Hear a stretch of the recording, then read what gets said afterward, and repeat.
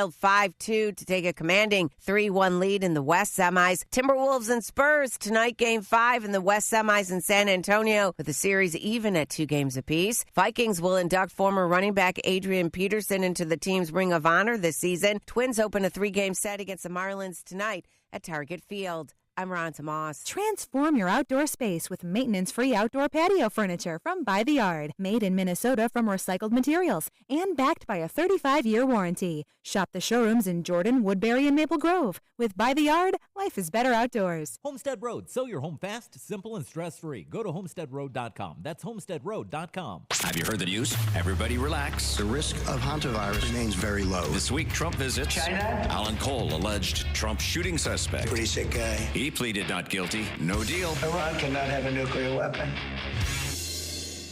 It catches on, and maybe it doesn't, but it's true. Their policies are insane, and they would drive our country into ruin, and we've got to do great in the midterms, and if we don't, they will do everything they can to destroy our country. There's something wrong with them. The flow of deadly fentanyl across our border is down.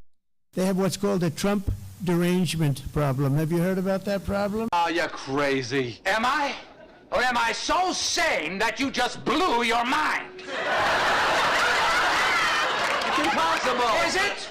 Or is it so possible that your head is spinning like a top? It can't be. Can it?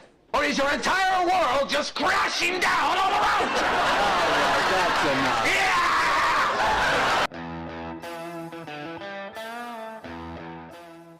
Twin Cities News Talk, AM 1130, 103.5 FM. Tuesday has a feel. My name is Jon Justice. I'm glad you're with the show this morning. I made a note to myself, and I'm glad I double-checked. I'll share it with you in just a moment here on Twin Cities News Talk. Sam is in the studio to my right, pushing the buttons today. Any games last night? Were you up late? There was a hockey game, right? It was, yeah. That's right. Did you stay up late for that? I did not. Okay. It sounds like I didn't miss much. Miss a lot, yeah. So we're having. Sorry, guys. We're teetering on the brink. Yep. Wild are. That's what I saw. This morning. Yes. Wolves, on the other hand, they played tonight. Okay, but that's good for you because you're not here tomorrow. You have to do your other job. That's right. So they get to suffer from you being tired tomorrow. Well, that's every day, but you know. I made a note to myself, happy anniversary, because I thought today was the wife and I's wedding anniversary, but something was off, so I went and it's tomorrow. Oh, man. I don't know why I had the 12th stuck in my head. It's the 13th. I still swear it's the 12th, but I went and looked on our social media and saw that it was the 13th. Thankfully, I have a wonderful wife who will, first off, not hear this because she's not awake yet. But she will completely understand that. I really was. Oh, you know why? It's because of Kyle's birthday. That's why. Because he's born December 12th.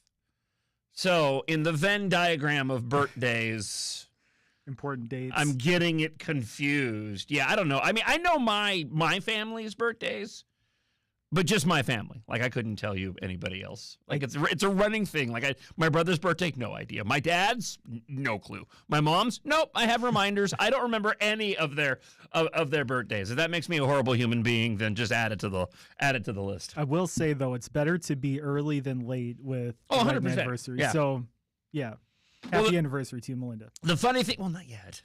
The funny thing was yesterday was that I was thinking all day yesterday that it was today. And so, like, in the run-up going to bed last night, I was like, she didn't say anything. I wonder if she's going to forget. I didn't see it marked on the calendar at home. And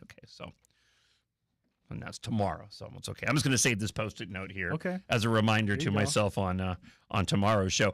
Today, David Gartenstein-Ross will be joining us, your AI analyst and expert. Any questions that you have for David, you can get those in early. You can drop those now at TalkBack, or you can give us an email. Got a couple of different stories that are in the stack for David, but as these segments talking about the latest with artificial intelligence have been evolving, it really turns into just a Q&A with you and David, and that's the way we both like it. So we do, again, have a few stories to get into, depending on how many questions that you might have for David. Another Supreme Court ruling is another victory for President Donald Trump. We'll get to this in just a moment. First off, though, I do want to go to the iHeartRadio app this morning, and your talkbacks brought to you by Lindahl Realty. Good morning, John. As we head into Police Week, I just want to give a hearty salute and thank you to all law enforcement officers out there that are sacrificing everything day and night to keep us safe. For those on the left, if you don't like the job that they're doing, go over to St. Paul and change the laws. These are law enforcement officers. They're not lawmakers. So if you don't like that, go take it out on those people over in St. Paul and get the laws changed. Don't take it out on the people that are keeping you safe every single day. Yeah, amen to that. And thank you for the talk back this morning, Rich. Greatly appreciate it. And it's one of the ways where you can get your questions in for David Gartenstein-Ross, who will be joining us right around 6:35 this morning. As I just mentioned, the U.S. Supreme Court allowed the Alabama Republicans to pursue a congressional voting map favoring the GOP, overturning the lower court's decision that the map was racially discriminatory. The ruling, influenced by the recent Louisiana versus Kali decision, limits how race can be used in drawing congressional districts under the Voting Rights Act. This decision could reshape the control of the U.S. House by allowing states to reduce minority opportunity districts. Now, the left is freaking out over all of this. As a matter of fact, and believe them when they say this, Hakeem Jeffries yesterday basically laying out how if the Democrats were to go and get control, that they would essentially just try to take over everything. In a period of time, we do have these structural problems that need to be addressed. We've got to, for instance, make sure we pass the John Robert Lewis Voting Rights Advancement Act so we can end the era of voter suppression in the United States of America once and for all. We have to end Citizens United, dramatically reform our campaign finance laws to stop the ability of these deep-pocketed special interests to intervene. And we are going to have to explore massive judicial reform, state by state, and at the federal level, and everything should be on the table as far as I'm concerned. Regarding the vote that took place in Virginia by the Virginia Supreme Court, as we laid out yesterday, the Democrats are desperate to get that changed, even looking at ridiculous scenarios of lowering the age requirement to be on the Supreme Court in Virginia and then replacing the entire court with individuals that would go and overturn the previous decision. Ken Cuccinelli, who's been following this, political commentator, has some really great comments that I'll share with you in just a moment on the show. We'll talk a little bit more about this coming up in just a second as well. In a sane and rational world, though, I'll leave you with this before we take a break. In a sane and rational world, the left should be celebrating. I know that it would never happen in the world that we live in. I get it. I absolutely understand. But the left should be celebrating because the past and its lack of minority representation in this case has essentially been eliminated, taking away the need to have these districts created the way that they were decades ago. Now, again, I know that it won't be celebrated. Democrats have been using these gerrymandered districts in order to win elections, again, for decades. But in a sane, rational world, this is actually a really, really good thing. But you will never hear anybody on the left go and make a statement like that or allude to that. As a matter of fact, it's the complete opposite. They're in total, utter panic mode. More details coming up in just a moment. Again, you can email justice@iheartradio.com. You can get your questions in for our AI analyst and expert, David Gartenstein-Ross, will be joining us just after the bottom of the hour. And you can also leave us a comment on whatever I'm talking about on the show or a question for David, the CEO at Expert Theory, on the iHeartRadio app. Be sure to update if you haven't done so far. Leave us a talkback. And your question, we'll get to those coming up. They're brought to you by Lindahl Realty here on Twin Cities News Talk at AM 1130 and 103.5 FM. Good morning, and I love your show.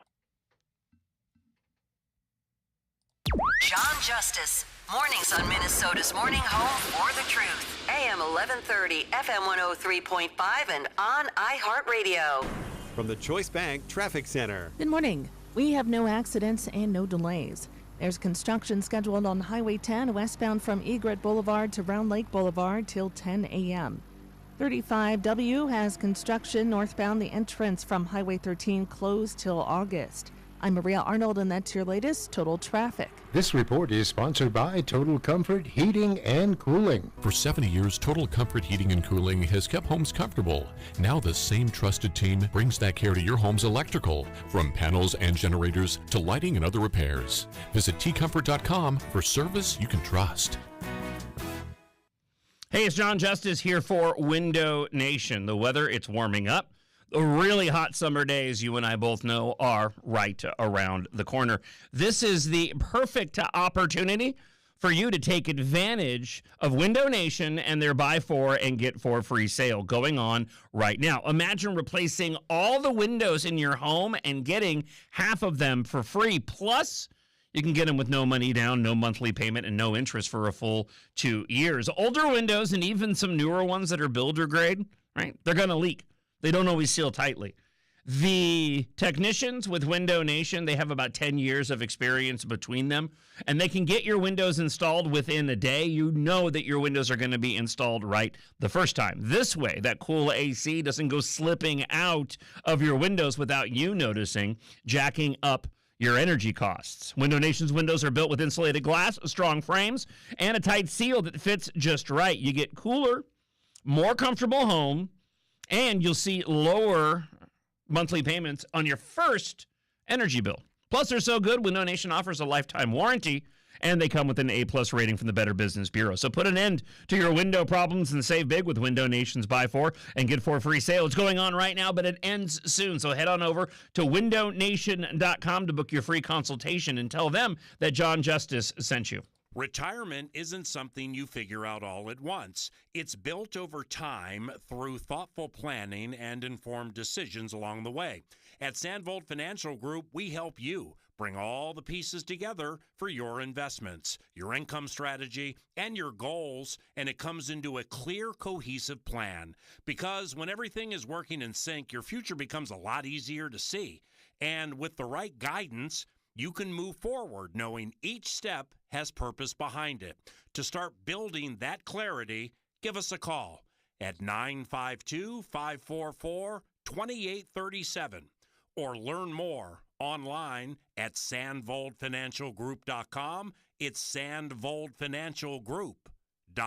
Securities and investment advisory services offered through Osaic Wealth, Inc., member FINRA SIPC. Sandvold Financial Group is in Minnetonka, 952-544-2837, which is separate from Osaic Wealth. All right, no one likes talking about bad breath. So let's change the conversation and talk about how you can have fresh, clean breath. Most gum and mints are just fresh breath Band-Aids, and they fade fast. It's like spraying perfume on dirty laundry. It doesn't solve or fight the problem at the source. That's why we created Zellman's Minty Mouth, the long-lasting, functional breath freshener you swallow. With Zellman's, you can eat what you want and get the smell off your breath. Zellman's have become so popular because they really work. Don't believe me? Take the Zellman's challenge. Order Zellman's now with our Love Us or Your Money Back guarantee and join the millions who love the confidence of fresh, clean breath.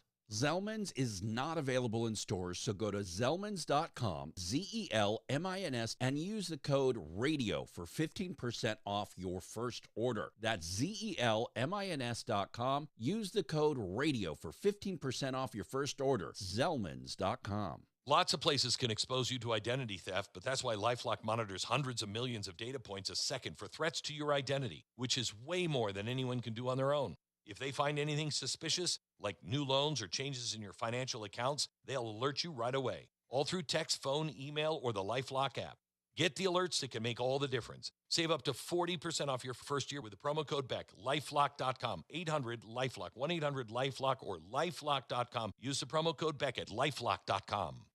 If you want unlimited talk, text, and data on a crazy fast network, Big Wireless will sell it to you right now for as little as $70 a month. Or you can buy it from Pure Talk for half of that. I'm talking about unlimited talk, text, and unlimited data for just $34.99 a month. Stop paying the big guys twice what you need to. Dial pound 250, say my name. That's pound 250 micro to switch to Pure Talk, where the savings are truly Unlimited. Hello, I'm Robert Smigel. I did lots of things. Cartoons on SNL, Conan stuff, Triumph the Insult Comic Dog, some movies. But now I'm past my peak. So I'm hosting a podcast, Humor Me with Robert Smigel and Friends. Each week, me and my favorite comedians, writers, and whatnots help regular people just like you, presuming you're regular, who have some project or task that they'd like us to help make funnier. Search Humor Me on iHeartRadio, America's #1 podcast network, and the Webby Podcast Company of the Year. You know, paying $70, $80, $90 a month to big wireless companies, AT&T, Verizon, T-Mobile for unlimited data, that is insanity, especially when Pure Talk, a veteran-owned company, my wireless company, they will give you unlimited high-speed data for just $34.99 a month. That's unlimited high-speed data at Pure Talk. Used to start at $55 a month, but because Pure Talk, they're constantly pushing to give you more for less. Right now, unlimited high-speed data, $34.99 a month. Remember, they use the same cell towers as all these overpriced big carriers. You get the exact same service. Now, their U.S. customer service team is standing by to help you make the switch.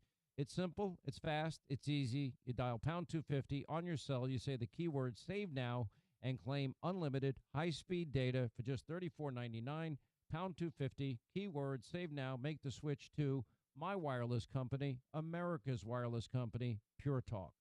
2026 is setting up to be an interesting year in Minnesota politics. Jon Justice has it covered every morning on Twin Cities News Talk.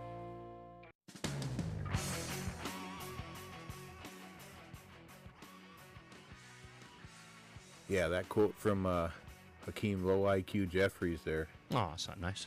That is one scary comment because he literally just said their plans for the communist takeover of the United States of America based upon racial divides, as Yuri Bezmenov said back in, the 80s, I think it was. Yeah, communists want to take over. White people will be oppressed. They're already targeted. So, what Obama started, this guy's hoping to finish. You know, I'm kind of surprised that the leftists are being so restrained. You know, I figured by now they'd have it where to become a judge at all, you have to have a Democrat next to your name or something along those lines. The federal courts had previously ruled that Alabama's map likely violated the Voting Rights Act by failing to create a second majority black district in the state. The Supreme Court said the lower courts must reconsider the previous rulings in light of the High Court's recent decision in the Voting Rights Act case, which struck down the majority black district in the state as unconstitutional racial gerrymandering. Alabama is expected to revert to a map that was passed back in 2023 that would reduce the number of districts that were black voters comprised from a near majority from 2 to 1 of the state's 7 House districts. The ruling could also reshape, as we've been talking about, control of the U.S. House, allowing states to redraw their maps to reduce the minority opportunity districts. And again, it's because the times have changed, and this is something the Democrats should be celebrating, but of course they're not going to. So Alabama is, of course, one of the several red states attempting to redraw their lines. Tennessee lawmakers approved a congressional map and expected to hand Republicans control of all 9 of the volunteer states' congressional districts. Were you aware that Tennessee was a volunteer state?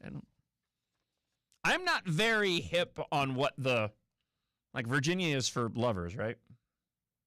That I don't Yeah, I think know. that. So that one I'm pretty sure of, but I was not. I'm sure I've heard Tennessee being the volunteer state. I know their college is the volunteers. Okay. Oh, that makes sense. Yeah. I wonder if that's enshrined in state constitutions. Are we? We're the North Star state, right? Exactly. Is that in our constitution? Why am I asking you all these questions? Why am I putting you on the spot, Sam? I'm sorry. My apologies. I don't have the answers. I shouldn't be asking you. The map signed by Republican Governor Bill Lee spreads out the heavily Democratic population centers in Memphis and Nashville across multiple Republican favorable districts and is likely to eliminate the state's lone Democrat seat.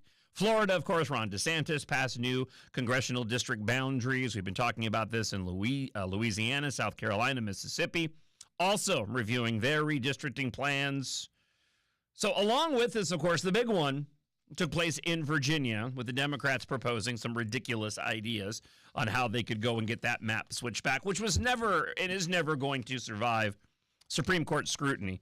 Ken Cuccinelli, a political commentator, he's been on top of this, but he's talking in this clip, I believe to Fox News, about the total desperation of Democrats and Virginia Democrats and how the end game is kind of already here in Virginia, that there's probably no chance of them to go and change things back at all? So the Commonwealth have any recourse or way to appeal the ruling? No, they do not. As I mentioned, the Virginia Supreme Court is the final authority on Virginia constitutional questions. This is the end, folks. You will have the same map in 2026 for the congressional elections that existed in 2024. That is now unchangeable and immutable. That does not mean maps couldn't be changed by 2028, but they will not be changed by 2026. Also from Fox News, Ari Fleischer was talking with Fox News yesterday, continuing the commentary regarding the Democrats melting down over all of these court decisions. Complicated, nor should there be anything controversial about this. But the bigger issue here, too, is Republicans for decades lived with federal Supreme Court rulings that they didn't like. Roe v. Wade, the Warren Court, measures on crime that made it easier to protect criminals than to protect victims of crime. And Republicans didn't say we need to jerry-rig the Supreme Court. They didn't go out and say we need to expand or pack the Supreme Court. They worked within the system to change the way things worked. That's what you have to do here. The Democrats, in their now attempt to erase the existence of a Virginia Supreme Court, show that they refuse to work within the system. Yeah. Republicans proved we will listen to a court ruling. Democrats are showing they won't. And it's a difficult war to wage when you're dealing with an opposition party that is completely irrational, that doesn't care about their own states' constitutions or the Constitution of the United States, and ultimately doesn't care about the rule of law either. Now, that being said, I don't want Republicans to change. You do the right thing, you win every time, regardless of the outcome. This is a big reason why I'm a Republican. But you still have to acknowledge that when you're fighting this type of political warfare, and that's what this is, it's very difficult to do so against a party that is as irrational as the Democrats are, or as President Donald Trump says. He has a new term for the Democrat Party. I was hunted by some very bad people. Now I'm the hunter. It's much better when you're the hunter. But these are bad people, and they'll give you no support at all, no matter how good it is. I mean, as an example, I don't know what the numbers are, but if we go to Congress to get something approved, which we get, but you can say that we're going to reduce drug prices by 80%, and we won't get one Democrat vote. I don't know how they get away with it. That's why we call them the Democrats. We have a new name. They're Democrats because they're dumb. They're dumb people, and they just can't do it. I've been waiting so long for them to change, but they just keep losing, and they're going to keep losing with their policies. I have a very short bucket list. One of the items on that list, though, and I should probably try to make this come true since I have, very few degrees of separation between myself and the president. But I want him to use some of the terminology that I use on the show. It would absolutely be crossing off a bucket list item to hear President Donald Trump call walls dim walls, or Attorney General Thief Ellison, or Scary Moriarty. Any one of those would be an absolute thrill for me. But I'm also easy to please, and I'm easily entertained. By the way, John. Yes. So Minnesota is called the North Star State. Okay. Because of its official state motto, which is French, so I'm not going to try to repeat it. Translation is Star of the North. It was adopted in 1861 by Minnesota's first governor because at the time it was the northernmost state in the Union and recognized early French exploration. All right. Wow. There you go. I had a friend of the show, Pat, left a post on X, Tennessee. Say, I see your Minnesota being the North Star State, and I raise you Tennessee being called the volunteer state because of its residents' strong tradition of military service, particularly during the War of 1812, when many Tennesseans volunteered to fight, significantly contributing to the American victory at the Battle of New Orleans. So you know what? We're doing a better job on this show, on Twin Cities News Talk, of educating the young people than the public education system here in Minnesota and Education Minnesota, and I feel confident in making that statement. David Gartenstein-Ross, CEO of Expert Theory, our AI analyst and expert, will join us next. If you have any questions for David, you can get those in via the TalkBack on the iHeartRadio app. Just hit that red microphone, leave us a 30-second question for David, or you can also email justice at iHeartRadio.com. David Gartenstein-Ross next, right here on Twin Cities News Talk at AM 1130 and 103.5 FM. Jon Justice, mornings on Minnesota's Morning Home for the Truth, AM 11.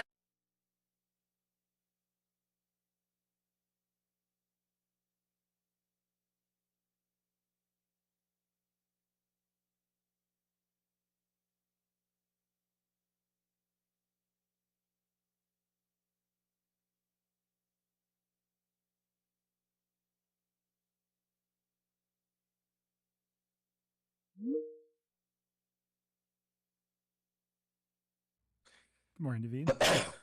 Good morning. How are you? I'm all right. How about yourself? Doing well. How is my audio? Your audio is fantastic. Awesome. Just out of curiosity, I've been asking our guests this week, but do you ever get like an echo, or do you ever hear yourself loop back when you're on with us? No. Okay, perfect. I do not. Excellent. All right. So John was a little late going to break. We're still about 5.5 out, just a heads up. Cool. Sounds great. All right. Thank Thanks, you. David. I'll be back in a couple minutes. Perfect.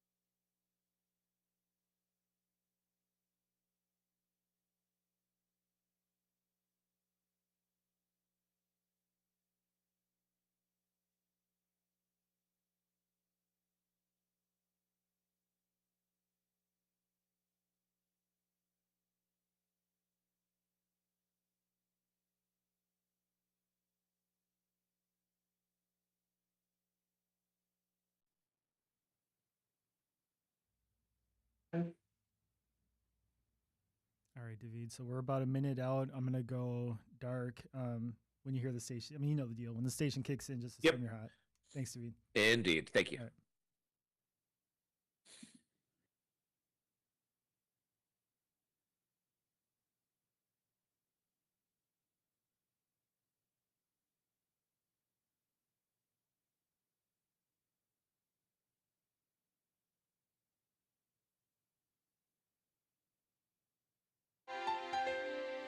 Twin Cities weather, it is going to be windy today, mostly sunny with a high right around 73 this afternoon. Tonight, 48. Tomorrow, sunny, 72 by Thursday. Partly cloudy with a high of 77.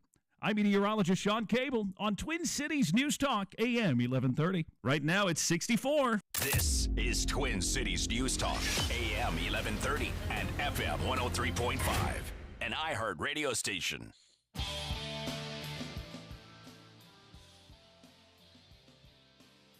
That Tennessee one makes me laugh so hard because they're freaking out saying it's racist, you're getting rid of the black-only district or whatever. Yet it's an old white guy that is the Democratic representative from there. Wow. Just makes me laugh. Well, again, if you're on the left, you can be as irrational and hypocritical as you want to be, as long as it perpetuates the leftist narratives. It's Twin Cities News Talk, AM 1130 and 103.5 FM. Glad you're with the show this morning. We're going to move off of politics, and we're going to move over into the world of artificial intelligence. And we can only do that with our expert analyst, CEO of Expert Theory, David Gartenstein-Ross, who joins us once again this morning. Good morning, David. How are we doing today? I'm doing great, John. It's always a great day when I join you. I'm curious, as we dive, I got some questions for you, as we always do. You can email justice@iheartradio.com if you have a question for David, or leave a talk back on the iHeartRadio app. I want to start off with a question for you, though, David. Within Expert Theory, do you have an individual who is sort of dedicated to tracking the latest in AI advancements, or is that something that just sort of naturally happens among the individuals who work within your organization and your company? It naturally happens. It tends to cluster at the leadership level. So there are two key people who track them. We have a creative team. They build games for us. And they're Eleanor Ross, who is the creative director in the company, no relation. She will track which models are best for producing game outputs, because ultimately we connect our system to an LLM model. Even though there's a lot that's going on that's proprietary, we don't invest in building an independent large language model, which I think is the right call for a company of our size. Then on the other side, our chief technology officer, Wei Spur Chen, tracks developments in terms of how AI relates to coding. We use a lot of AI agents in our coding, and so being apprised of most recent developments in AI generating code are really important on the technology side. Is it difficult within your company to keep the products up to date or relevant, or if things slowed? Actually, this is kind of a two-part question. Let me start with the first part. Is it difficult to sort of keep up, given what you create at Expert Theory, to keep up with the advancements in the AI technology? I haven't found it difficult, to be honest, and that relates to how our platform connects to artificial intelligence, right? We use an LLM to drive some of the ideas in the platform, but the platform is, which creates and manages games, is designed in an agentic way. So it'll take your ideas, transform it into a game, and then help you manage a game turn by turn. What this means is that advancing AI makes the platform more powerful. As AI becomes better, the platform becomes better. We do test it very frequently to make sure that updated models don't have downsides. Like, for example, we use OpenAI's ChatGPT to drive our game management system. And sometimes when there are developments like that, when a new model comes about, the thinking version of the model will take too long to generate new turn materials. Parts of what we look for in a game is the ability for someone to play fluidly and not stop for the AI to think. So we'll often use older models because the older models are a little bit faster in terms of what they put together. So at any rate, the answer is it's not difficult to keep up because every time there's a leap forward after we've tested it to make sure that there aren't unexpected flaws, it makes our platform perform better. There's no real negative to smarter AI. Talking with CEO at Expert Theory and our AI analyst and expert, David Gartenstein-Ross. A lot of the headlines over the course of the past few weeks, I don't think we've talked about this for a month or so, but there's a lot of questions swirling and a lot of controversy and pushback over the need for these data centers. I was watching a clip yesterday of Elon Musk talking about AI, talking about the data centers and the need for them. And there's so many. I mean, we've got controversies here in Minnesota relating to, community pushback of building these particular centers, for the advancement of AI. I'm curious to kind of get your 30,000-foot view on that, on the controversies around these data centers and what is going to be necessary moving forward to keep advancing AI. I think the controversies are legitimate, right? There's a lot of downsides to having a data center. And when you think about what a data center represents, it's something that will have a significant community impact that's largely negative while benefiting people that are dispersed across the country or even internationally. And so that's the kind of thing where local pushback makes a lot of sense. They're energy intensive. They're water intensive, which particularly, places like Texas is and Utah, where were big protests against the data center. That's a big deal. As you and I have talked about over time, my view, and this is already bearing out, is that AI will be less energy intensive. That's been the case for all technologies. That they take less energy over time. They become more energy efficient. AI is certainly going in that direction. I actually suspect that with data centers being stood up, I would suspect that the majority of data centers that people have begun building are not going to be completed. And I would suspect that people setting them up understand that because local backlash plays such a role. Ultimately, we need data centers, but this is sort of a frontier Wild West going on.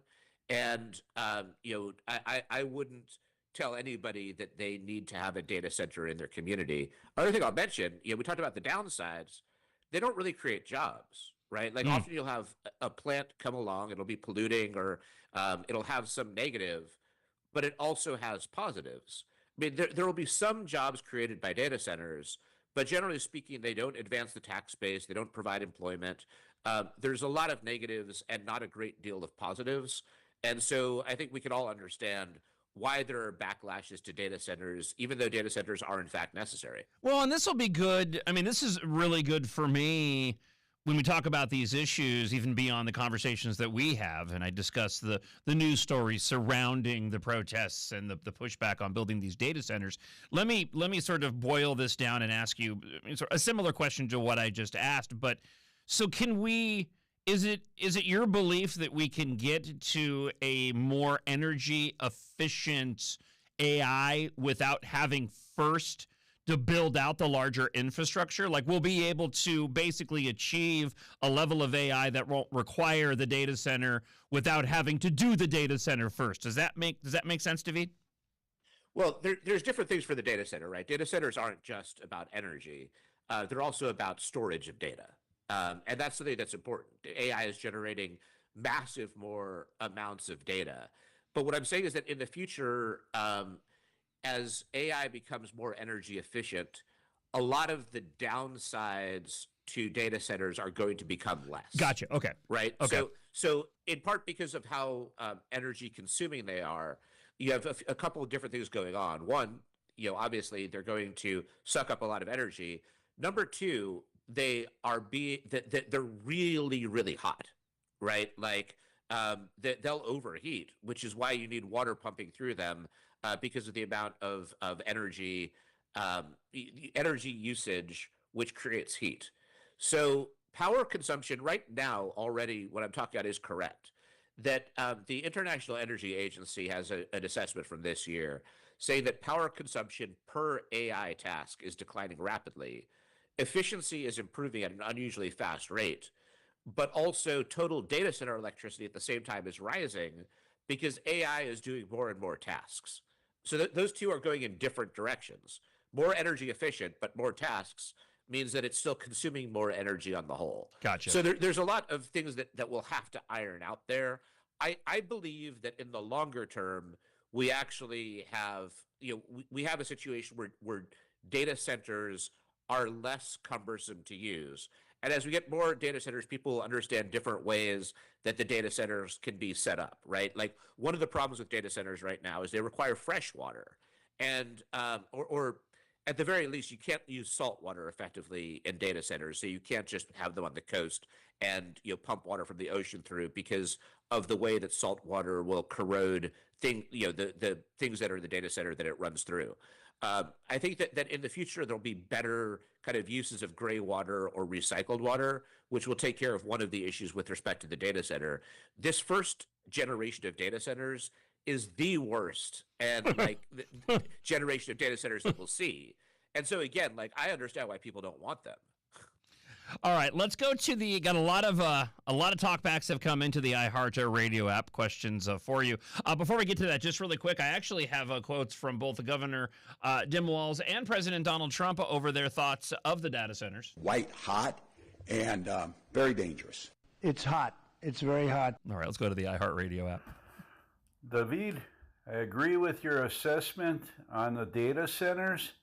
However, it is the way of the future, and it's surprising that most of these AstroTurf protests against them are the same people that are being funded by foreign entities who will remain unnamed.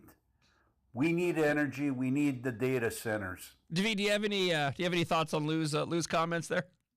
Well, I mean, yes, two things. Number one, Lou and I agree. This is the wave of the future. As I said, I think that data centers are going to become better and better. Number two, he's correct, right? Like when you look at, so in particular, we have two major geopolitical foes, Russia and China. Both of them do look at things like energy, data centers, and the like. And when we look at, we're in a world where people are constantly trying to influence what we believe, what we think is okay, what we'll allow into our communities. Data centers are absolutely a part of this because the AI race is essential to the race between US and China. So I'm saying Lou is not wrong, but also it's not all astroturfed, right? There are legitimate community concerns, but we would be foolish to think that China does not have an opinion in terms of data centers being set up. That is, in fact, a part of the picture. All right, let's go back to the iHeartRadio app as we continue our conversation with AI analyst and expert David Gartenstein-Ross. Good morning, guys. Dave here in Coon Rapids. Hey, in the early days of AI, you needed to include in your prompt that you wanted AI to be an expert in whatever the topic was. Is it still necessary to tell them to be an expert? That's the first question. Second, give us 3 or 4 top tips for prompting, either specific to the question being prompt or big in general. David? Great questions by Dave. First of all, in terms of asking it to be an expert, it's not necessary, but sometimes when I want an AI to think in a certain way, I'll make sure I'm specific about this in the prompt. I'll say things like, please take your time to think this through and make sure you don't hallucinate.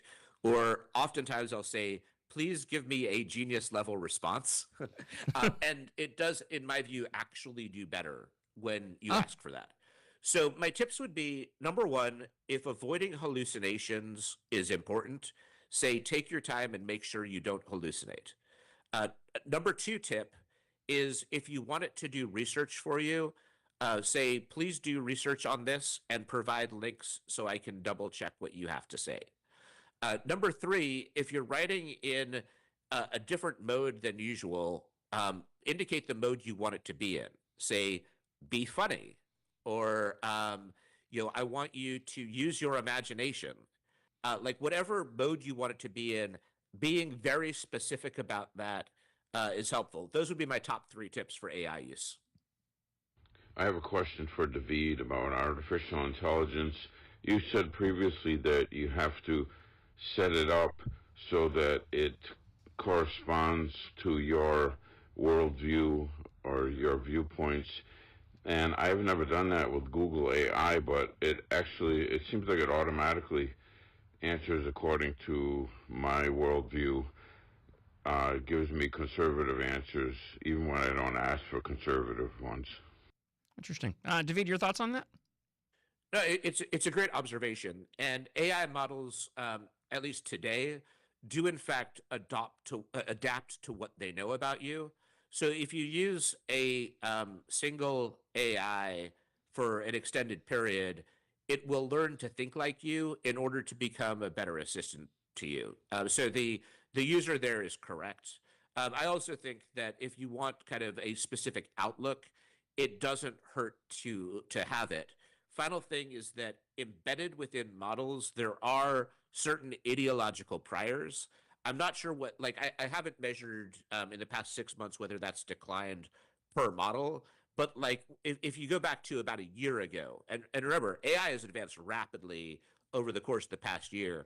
I think it was about a year ago that we were having these conversations and people were annoyed that certain AI models seemed to be a little bit more woke. And I was providing them, as the listener pointed out, some suggestions for how to make the AI comport a bit more with the way they saw the world. But he's correct that among other things, AI does adapt at this point to users politically and ideologically, in addition to other adaptations. Yeah, I was watching a montage earlier this week, David, and it was it started with, and it was just a handful of years ago.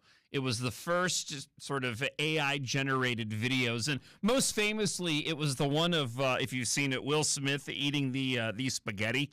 And it just looks bizarre and distorted and warped and weird and creepy.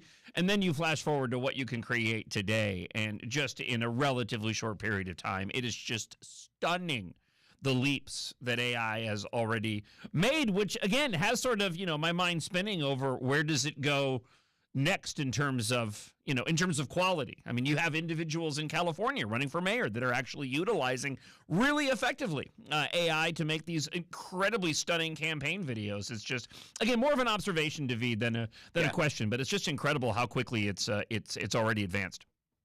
Yeah, and the lesson there is when we started this segment, doing it as a regular segment, it wasn't yet clear to most people the massive ripple effect AI was going to have throughout our society. So I'm really glad we did it. At some point, like, I'd love to go back through some of the things that we predicted and the like during the course of our conversations together. But one of the big lessons that we've been consistent about is when you look at something that AI does and you're like, oh, this is lame. Like, it's not good at this. It becomes really good rapidly at all the things that it doesn't do well today.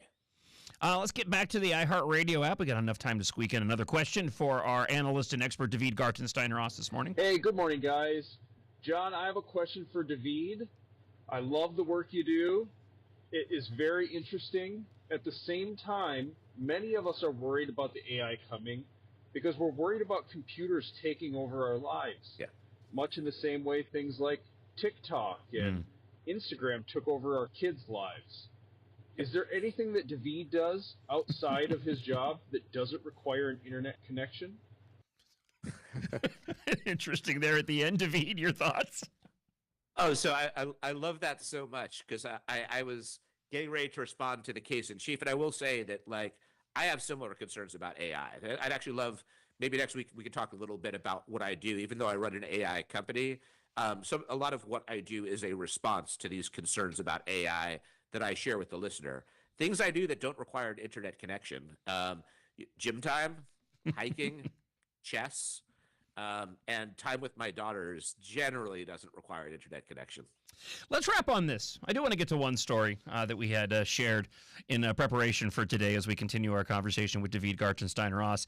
Google says that hackers used AI to create zero-day security flaw for the first time. The findings make clear that the race to use AI to find network vulnerabilities has already begun. So cyber criminals recently used artificial intelligence model to create a zero-day vulnerability that could be used to exploit networks wildly.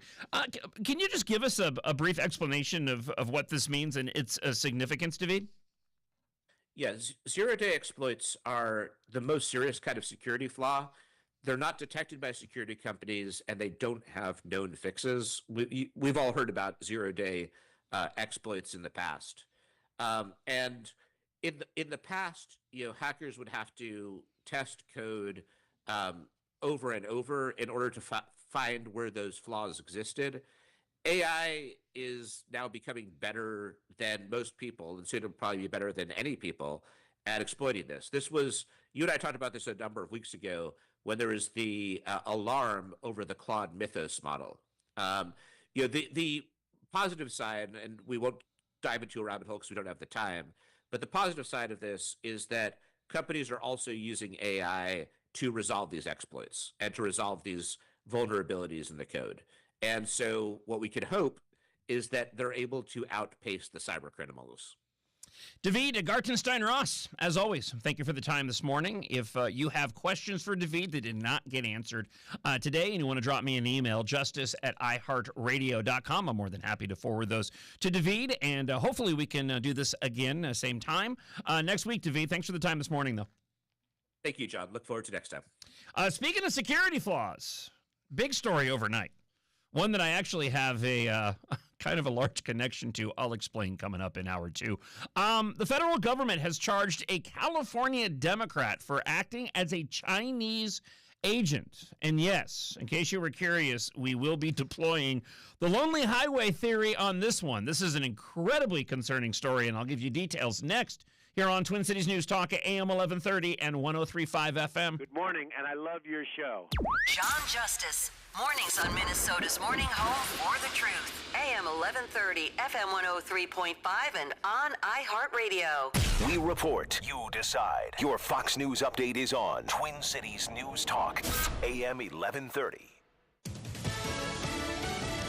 News. I'm Gianna Gelosi. President Trump heads to Beijing tonight ahead of a historic summit with Chinese President Xi, and Iran will be high on the agenda. President Trump rejected the Iranian response to the U.S. peace proposal, calling it a piece of garbage, as he indicated the ceasefire is on life support. President Trump also indicated that Iran made commitments about the buried uranium and then didn't include those commitments in their response.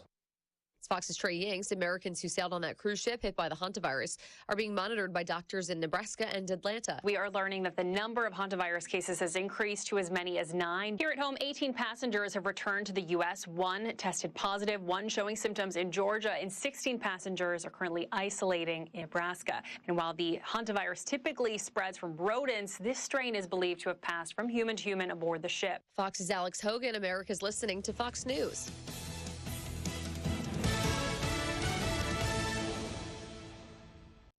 It's that time of year again. Wait, couldn't any time be that time of year?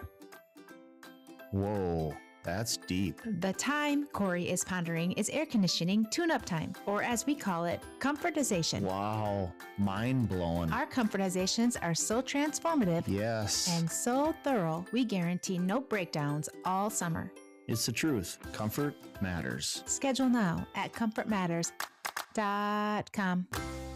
Finding great candidates to hire can be like, well, trying to find a needle in a haystack. Sure, you can post your job to some job board, but then all you can do is hope the right person comes along, which is why you should try ZipRecruiter for free at ziprecruiter.com/radio. ZipRecruiter doesn't depend on candidates finding you. It finds them for you. Its powerful technology identifies people with the right experience and actively invites them to apply to your job. You get qualified candidates fast. So while other companies might deliver a lot of hay, ZipRecruiter finds you what you're looking for.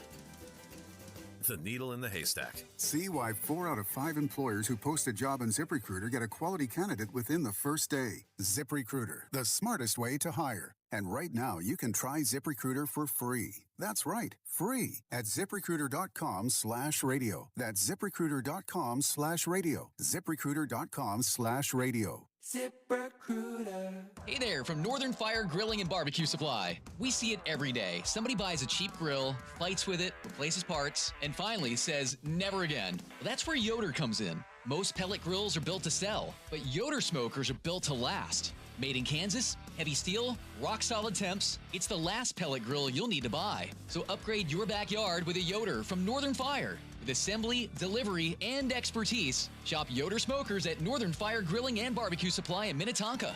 NorthernFireBBQ.com. Homestead Road. Sell your home fast, simple, and stress-free. Go to homesteadroad.com. That's homesteadroad.com. Broadcasting on AM 1130, 103.5 FM, 100.3 HD2, and worldwide on iHeartRadio. This is the Twin Cities News Talk Station, KTLK AM, Minneapolis.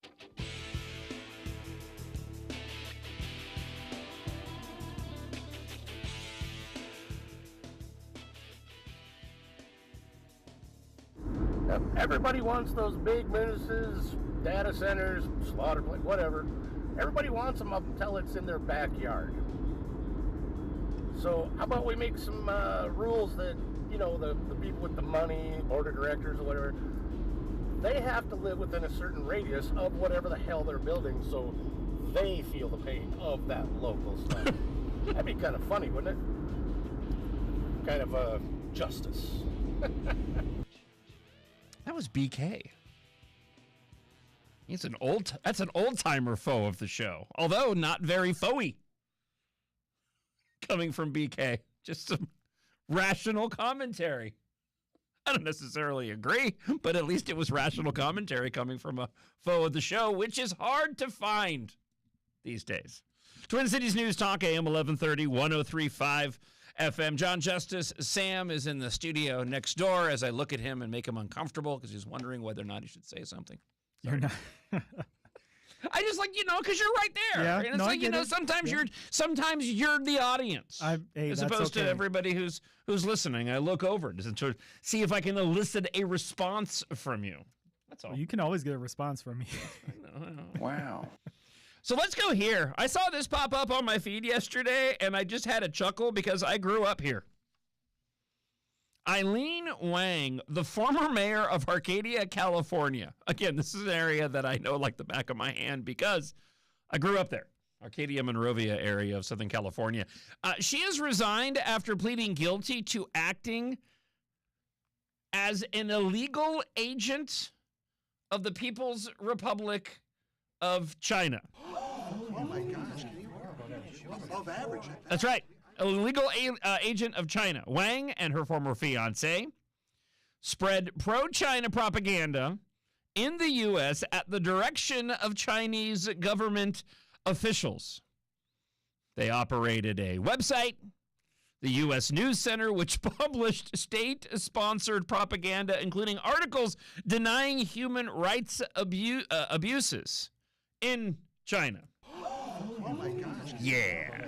Above average. I'll tell you what, Liz Collin and Dr. J.C. Shea and their new documentary, Minnesota Mal, relating to Governor Dim Walz, could not have come at a better time. That'll be released on June 4th. We are counting down. Let's get you up to speed on this. This is a story from a local Southern California ABC affiliate on this charges of a California Democrat acting as a Chinese agent. Mayor Wang, seen here in campaign videos she posted online, has accepted a plea deal that could see her spend up to 10 years behind bars. Federal prosecutors say the mayor and a then-fiancé were posting Chinese Communist Party propaganda on a website called U.S. News Center.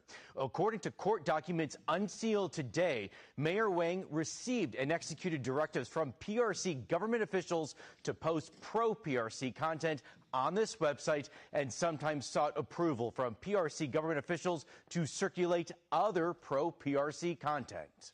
The website that we're talking about looked like a standard news website that got a lot of traffic in the community.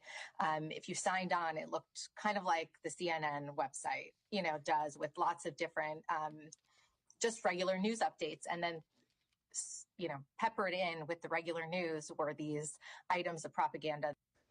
And we just checked. Arcadia City website has now been updated, and it says Wang has resigned from Arcadia City Council effective today. A new mayor will be selected at the next regular council meeting. Now, you may remember earlier this year, Mayor Wang's former fiance and campaign manager was sentenced to 2 years in federal prison. Yaoning Mike's son pled guilty to one count of acting as a foreign agent to a foreign government.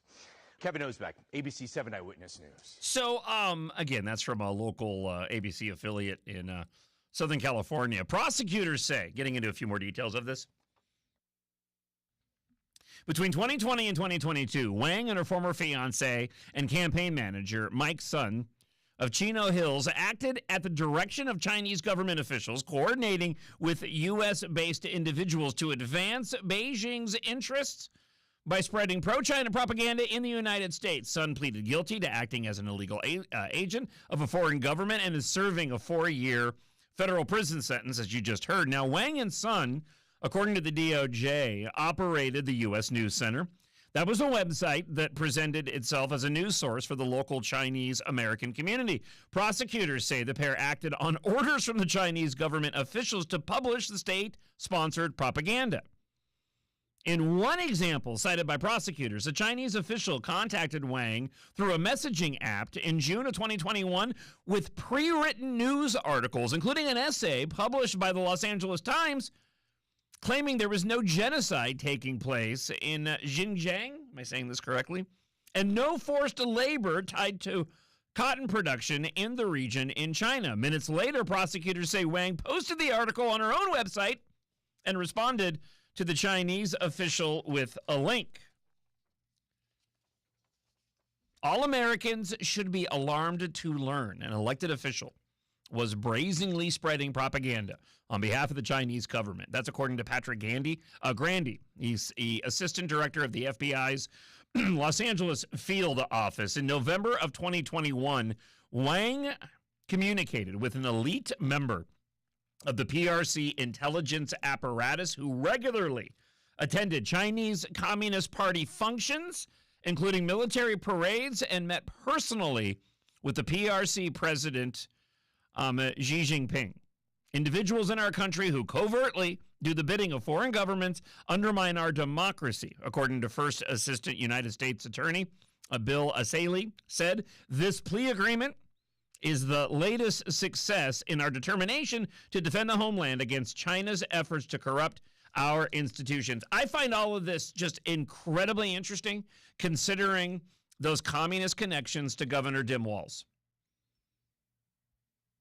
So on the one hand, again, it's funny to me because I grew up in Arcadia, so this was, a place that I know very, very well. But more importantly, to us, all of this sounds eerily familiar to what has been exposed so far and what will be further exposed and shown in Minnesota Mao, that documentary from Liz Collin and Dr. J.C. Shea from Alpha News. I have more audio to share. And I worked with this individual when I was in Arizona, Stella Escobedo. She now works as a journalist in Southern California, and she posted this online regarding this plea of the California Democrat charged for acting as a Chinese, basically a spy. Okay, so this story of China getting caught inside of America is bigger than one person. Listen to this. The mayor of Arcadia, California, just outside of LA, Eileen Wang, has admitted in a federal plea deal to spying for Beijing, taking orders. Her fiance was also involved at the time. Now, the two published propaganda through a news website that looked like a community website, and they'd report back to their handlers in China. But this is bigger than one mayor. So Chinese buyers have actually flooded California real estate, cash deals above asking price, pricing Americans out of their own neighborhoods. It's weird. There's a lot of weird shenanigans happening. And investigators have also identified Chinese-linked land purchases near nearly 19 U.S. military bases across the United States, including bases that house America's nuclear arsenal. This isn't isolated. It's a pattern. Lawmakers have been warned. They've seen the reports. They've heard the alarming statistics. It's time for Washington to get off the sidelines. Again, that was Stella Escobedo. She's a reporter in Southern California. And as I mentioned before, this is where the lonely highway theory comes into place. Again, for those unfamiliar, it's the idea that if you get stopped speeding out on a back road, only where the rocks and cows are, right? You get pulled over and you tell the law enforcement officer, "Oh, officer, I'm so sorry. This is the first time that I've been speeding," when the reality is, no, you've probably been doing it all the time. It's just the first time that you got caught. It's also where profiling, when done in accordance to the relative concern, isn't racism, it's vigilance. I almost wish I'd brought this up with David, and maybe we can discuss it next week. But we've talked about this before with David. It was mostly centered around concerns of terrorism, profiling at airports, when that was something that was top of mind for everybody. But the discussion that I've had with David in the past is how profiling, as I mentioned, is a good thing when it's done correctly and not done specifically for racist means. But this is also why the left's false narratives of systemic racism not only undermine the public's ability to properly conduct discourse, but also the ability to go and effectively, investigate situations like this. Those who feel that it would be dangerous to them politically to begin examining the background of individuals in positions of power, meaning that you would have to go and profile. But for those whom would feel as if it was a political disadvantage, they will absolutely cry racism if anybody becomes suspicious of an individual given their background. You need evidence to go along with it, but we need to start looking into this because this is clearly a major issue. And if there is one circumstance like this, where you have the federal government charging a California Democrat for acting as a Chinese agent, I guarantee that there's a lot of other individuals out there in positions of power that are doing exactly the same thing. We'll get to your comments from the iHeartRadio app coming up on Twin Cities News Talk. A little later on in the hour, we are going to revisit the story from yesterday. Alpha News has coverage on the Violence Interrupter group accused of misusing $6.5 million, including spending it on Vegas trips and luxury cars. It's all on the way here on Twin Cities News Talk, AM 1130 and 103.5 FM. Jon Justice, mornings on Minnesota's morning home for the truth. AM 1130, FM 103.5, and on iHeartRadio. From the Choice Bank Traffic Center. We have construction delays on 94 westbound from Highway 35 to Highway 95. 94 slow eastbound from Brockton Lane to Maple Grove Parkway and from Olson Memorial to 394. On 694, it's slow westbound from Central to East River. I'm Maria Arnold, and that's your latest total traffic. This report is sponsored by Capital One Bank. What's in your wallet? Capital One offers no fees or minimums on checking accounts. And most Capital One cafes are open 7 days a week to assist with your banking needs. What's in your wallet? Terms apply. See CapitalOne.com/bank. Capital One N.A. member FDIC. There's a story today. The state is suing a home services company because of fake home repairs exposed in this story from KARE 11. That's right. The state is suing a company that was operating a premium home service and conducting deceptive practices for a long, long time, charging for shoddy work by unlicensed subcontractors or no work at all. This is why you need to make sure that you're going with a company, if you have any needs for your home, that you can absolutely trust. Those local companies that you used to rely on here, that used to give you that local service that you expect, a lot of them, they're not local anymore. They've been purchased by outside organizations, and they're no longer providing you that quality of work. Plus, you've got individuals that are looking to take advantage of you. You don't have to worry about any of that when it comes to Erickson Plumbing, Heating, Air, and Electrical. Because when you call most home service companies, even the reputable ones, you're going to get commissions, upsells, and one-trade fixes. When it comes to Erickson, they are a local, family-owned team with licensed experts across all the major trades, plumbing, HVAC, electrical, gas, even safety and security systems. And their technicians are not only incredibly friendly, incredibly knowledgeable, but they're also non-commissioned. So any recommendations that you receive, like if you go through, like I am, the I Heart My Home Club, a full home mechanical analysis, whatever they find that potentially your house needs tending to, those recommendations are going to be honest and truly in your best interest. Go with a home service company that you can absolutely trust. I trust them, your neighbors trust them, and you can too. Head on over to iHeartErickson.com for more details, iHeartErickson.com, or give them a call today, 763-783-4545. That's 763-783-4545.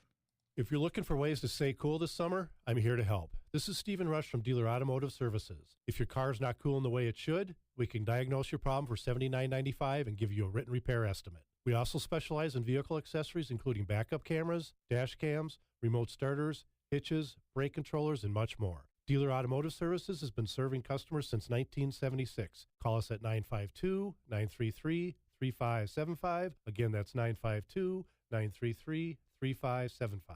This is a special alert to all Americans who own a vehicle with less than 200,000 miles with an auto warranty about to expire or with no warranty coverage at all. Due to a decline in the economy, CarShield is announcing a low-cost, month-to-month vehicle protection plan that is now available to the public to save any driver out-of-pocket expenses on future auto repairs. Call now to find out how you can pay almost nothing for covered auto repairs. Yes, you heard that correctly. Pay almost nothing for covered auto repairs. An open phone line has been established for all drivers to call for a free quick quote. Call 800-884-1012 now.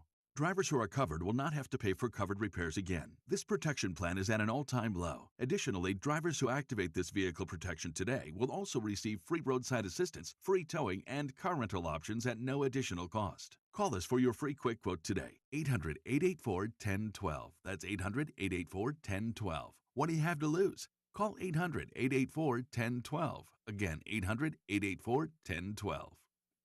You've worked so hard to build what you have. The next step is making sure it works just as hard for you. At Sandvold Financial Group, we focus on creating retirement strategies designed to support your lifestyle, protect what matters most, and help you move forward with confidence. Because retirement planning isn't just about getting there, it's about living well once you do. Having a plan in place can make all the difference in how you experience that next chapter. Does that sound like you?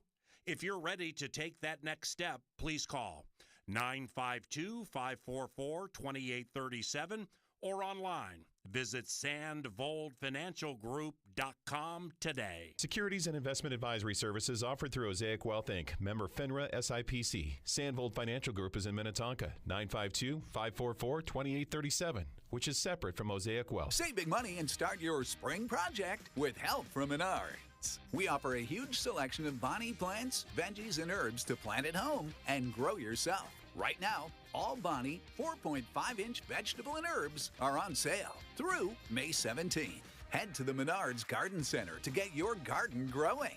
Plus, check out our weekly flyer on menards.com for all the great deals happening now. Save big money at Menards. An official message from Medicare. I turned 65 this year. I knew it was time to figure out Medicare, and I had questions like when to enroll and how to enroll. So I went straight to the official source, Medicare.gov, to get the facts about Medicare. I found answers to all my questions, and I'm ready to get started. And so can you. Just go to Medicare.gov to get the real facts about Medicare. Paid for by the U.S. Department of Health and Human Services. This report is sponsored by Valvoline Instant Oil Change. Hear that? Sounds like simple. No appointments. About 15 minutes to change your oil. Then out the door and back to life. Valvoline Instant Oil Change. Simple. Yacht Rock Radio on iHeartRadio drops anchor and goes commercial-free every weekend. Weekends were made for smooth sailing. Yacht Rock Radio's got the soundtrack. Just sit back, put your feet up, and enjoy. The smoothest soft rock from the 70s and 80s. Open the free iHeart app, search Yacht Rock, and set sail. iHeartRadio.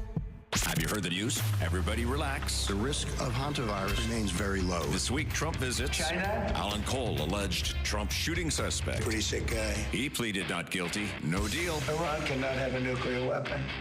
24 hours a day, every day of the year. We're here with the latest forecast at the top and bottom of every hour. 24 Twin Cities News Talk, AM 1130 and 103.5 FM.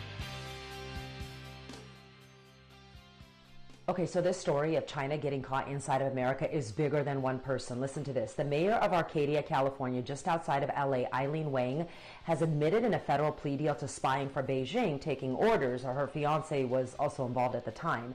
Now, the two published propaganda through a news website that looked like a community website, and they'd report back to their handlers in China. But this is bigger than one mayor. So Chinese buyers have actually flooded California real estate, cash deals above asking price, pricing Americans out of their own neighborhoods.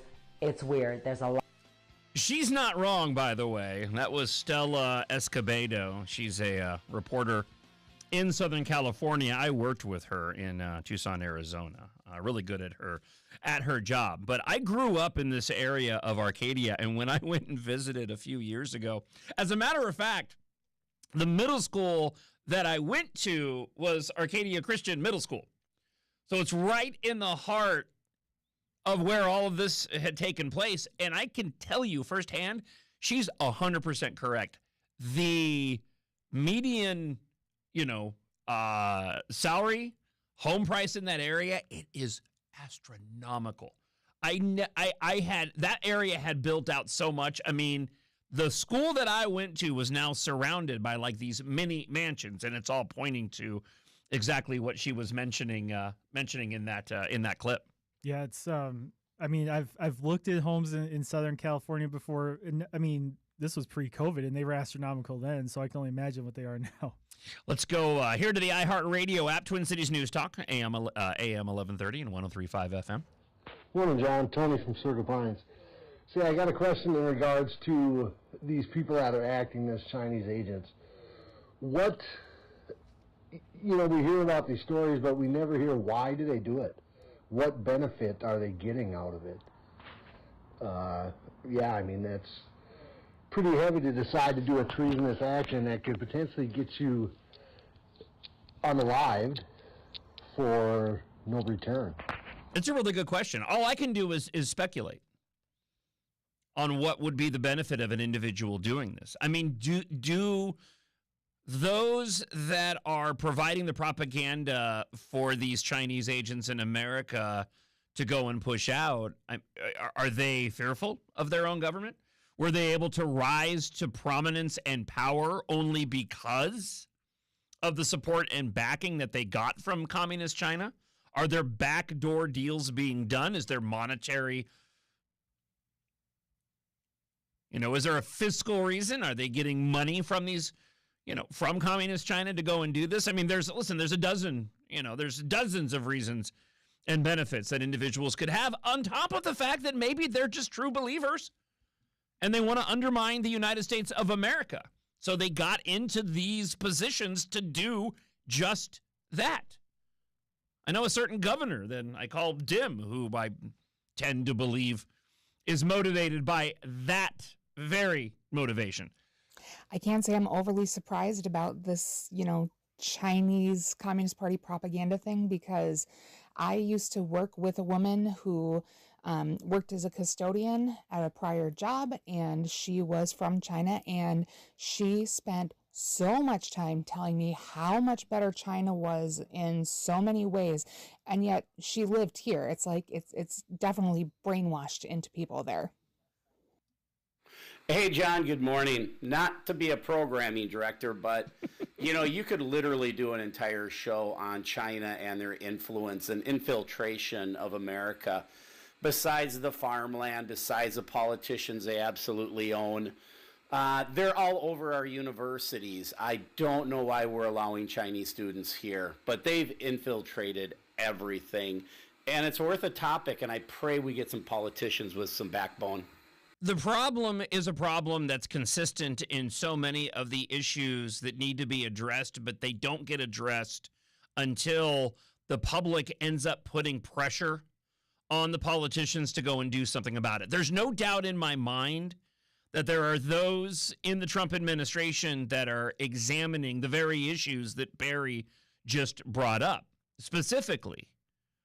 But at the same time, in order to get anything done comprehensively about it, You need Congress to go and act, and most of the time, regardless of political party, you're not going to see congressional action until the people back home in their individual states begin to go and demand it. Things get prioritized above it. So charges like this and this story that's gaining headlines and a lot of attention today, it's good for a couple of different reasons. One, it's good to go and hold individuals like this accountable. Two, it's good to begin to examine how many other individuals are in similar positions of power and are being supported by our enemies overseas to peddle and push propaganda. And three, it makes the public aware of what's going on to bring about and invite that concern so that we can get something comprehensive done about it in the future. More of your comments from the iHeartRadio app coming up in just a moment here on Twin Cities News Talk. We will revisit also Violence Interrupter Group accused of misusing $6.5 million. There's no criminal charges yet. I reached out to our lawyer extraordinaire to find out why that was the case, and I'll have an answer for you when we talk about this story coming up. Also, the criminal element in the Twin Cities is getting ever more clever in how they are going and conducting acts of vandalism and stealing from you. We have a new thing you need to watch out for when it comes to driving your car in Minneapolis or in St. Paul. I'll give you the update coming up here on Twin Cities News Talk at AM 1130 and 103.5 FM. Jon Justice, mornings on Minnesota's morning home for the truth. AM 1130, FM 103.5, and on iHeartRadio. For more information about contests on the station, go to TwinCitiesNewsTalk.com/rules. From the Choice Bank Traffic Center. Good morning. We have delays 35E northbound from Highway 13 to West 7th Street and southbound from 694 to Wheelock. 169 slow northbound from Highway 101 to Old Shakopee. Southbound 169, a crash at Highway 101 in the right lane. Highway 36 slow westbound Dale to Snelling. I'm Maria Arnold, and that's your latest total traffic. This report is sponsored by Dean's Home Services. Don't scramble in the summer heat. Get Dean's $49 AC evaluation and catch issues early. If you need a new system, save up to $4,700 with rebates and discounts. Get cooling starting at just $79 a month. Dean's does cooling. One call, Dean's does it all. Schedule now at calldeans.com. Hello? Oh, hey, sorry to bother you, but I figured I'd try the back door since that's where the real opportunity is. What do you mean? Well, I noticed your backyard has more potential than it's getting credit for. All right, I'm listening. Picture a clean, beautiful paver patio right here. A place for the grill, a table, a couple of chairs, and we can tie everything together, huh?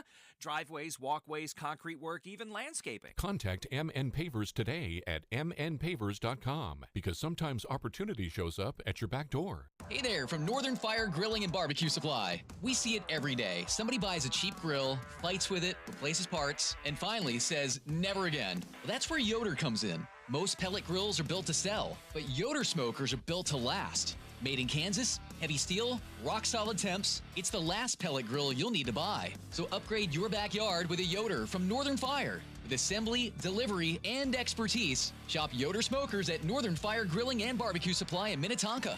NorthernFireBBQ.com. All right, no one likes talking about bad breath. So let's change the conversation and talk about how you can have fresh, clean breath. Most gum and mints are just fresh breath Band-Aids, and they fade fast. It's like spraying perfume on dirty laundry. It doesn't solve or fight the problem at the source. That's why we created Zellman's Minty Mouth, the long-lasting, functional breath freshener you swallow. With Zellman's, you can eat what you want and get the smell off your breath.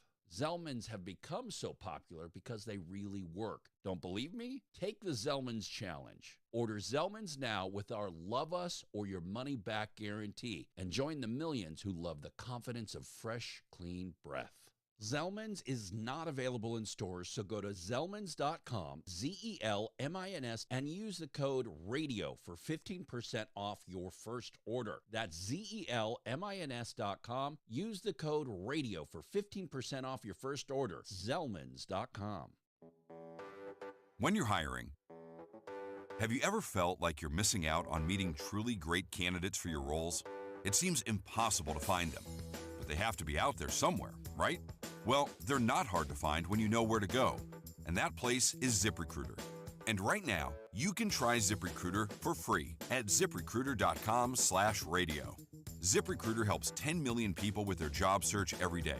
And because these people are actively looking for jobs just like yours, it's easy to find the right person right away. In fact, 4 out of 5 employers who post on ZipRecruiter get a quality candidate within the first day. But if you're not using ZipRecruiter, you're missing out. So see what it's like when the impossible is easy. When you go to ZipRecruiter.com/radio right now to try ZipRecruiter for free. Once again, that's ZipRecruiter.com/radio. ZipRecruiter.com/radio. Never miss out on great candidates with ZipRecruiter. Around here, people still work hard, go to church on Sunday, and mean it when they say God and country. That's where Jesse Eben comes from. 7 generations of Wisconsin roots, raised in the North Woods, faith, hard work, and love of country.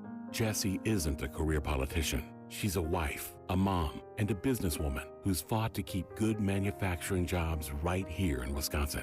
A Christian conservative who knocked thousands of doors for President Trump, Jessie believes in America first, not as a slogan, but as a way of life.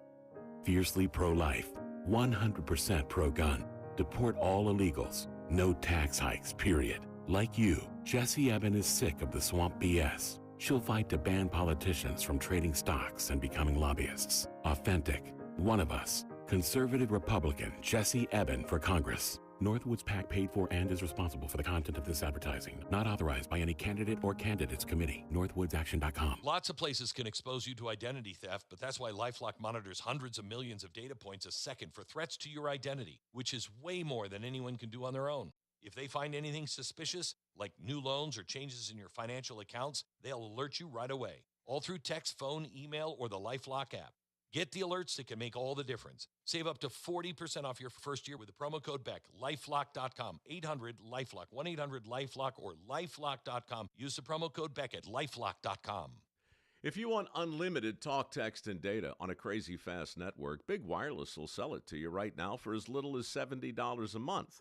Or you can buy it from Pure Talk for half of that. I'm talking about unlimited talk, text, and unlimited data for just $34.99 a month. Stop paying the big guys twice what you need to. Dial pound 250, say my name. That's pound 250, micro, to switch to Pure Talk, where the savings are truly unlimited. He's guaranteed to be live, guaranteed to be local. Jon Justice, weekday mornings on iHeartRadio and Twin Cities News Talk. Guaranteed human.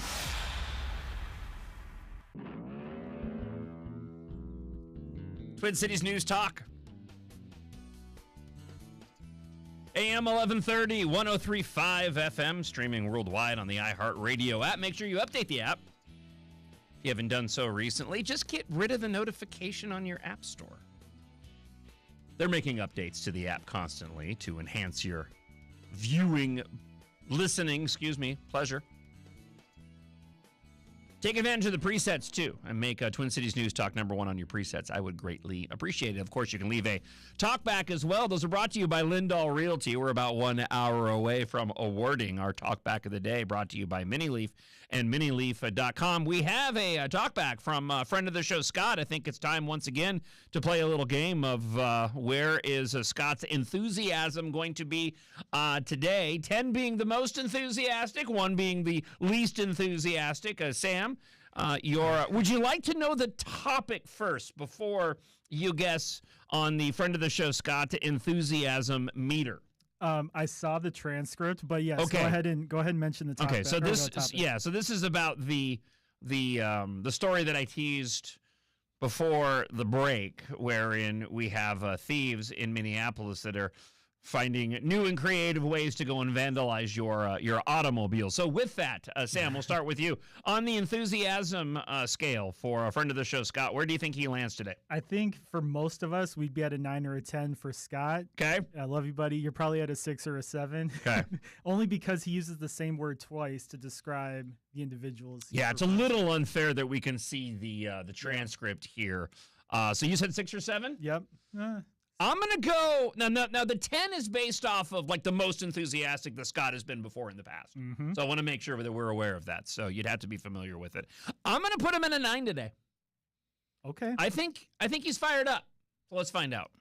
Good morning, John. Sam. John, when you bring up that there are ways that these dirtbags are getting more sophisticated in the Minneapolis-St. Paul area at victimizing us with their criminal activities. I just saw yesterday that these dirtbags are going under cars because gas is a little higher than they like, and they're drilling holes in gas tanks and stealing gas. Meanwhile, the victimized has to pay $2 to $3 grand to replace their fuel tank. This is unbelievably sick. Oh, you're crazy. Am I? Or am I so sane that you just blew your mind? It's impossible. Is it? Or is it so possible that your head is spinning like a top? It can't be. Can it? Or is your entire world just crashing down all around you? All right, that's enough. Yeah! I think I win that one. He was pretty close to maxed out that time. I think I put that close to a 9 or a 10. Love you, Scott. Don't ever change, man. Feel free to play along at home whenever we have to go and check out the friend of the show, Scott, enthusiasm scale. Since he brought it up, let's go ahead and go there. It's a little out of order of the topics that I wanted to cover this segment, but we'll dive into this nonetheless. This comes out of the Minnesota Star-Tribune. John Holzem was driving to a doctor's appointment a few weeks ago when he ran out of gas on a busy highway in Blaine. Hey. But he had just filled the tank of his pickup truck the night before. It was very confusing. Holzem said he discovered someone had drilled a hole in his tank and made off with the gas. It's a crime that has been more common in recent weeks, according to police, as the price of gas has spiked to over $4 a gallon on average in Minnesota. Trump is planning on suspending the gas tax, by the way. He made mention of this yesterday, reportedly planning on pausing the 18-cent gas tax to bring prices under control. He was talking with CBS, and he says, I think it's a great idea. Yep, we're going to take off the gas tax for a period of time, and then when the gas goes down, we'll phase it back in. I mean, just leave it phased out, and we just kind of forget about it. Let's go the other way. Let's do what Democrats don't do. But let's do what Democrats do, but we'll go the opposite direction, right? Something's in place, it's almost impossible to go and remove it, especially social programs, unless you find an abundance of fraud. And even then, it's difficult to go and get it out, to go and weed it out. In this case, let's get rid of the tax and then let's never bring it back. I think that's a fantastic idea. Back to the thieves drilling into gas tanks as fuel prices spike. Scott Jacobs, he's a service advisor at St. Paul Automotive, says it's definitely and unfortunately an issue. I can count on one hand in the past 20 years the number of cars we've taken in with this issue. We can easily match that in the last couple of months. So the solution here is you just make sure you have enough gas in your tank to get you to and from where you're going. That's not a solution at all. That's a horrible idea. Don't take my advice. It's especially bad if people do this to your car, because then you're really not going to. I was looking at it from a standpoint of don't give them what they want. But on Monday, he said there were half a dozen vehicles.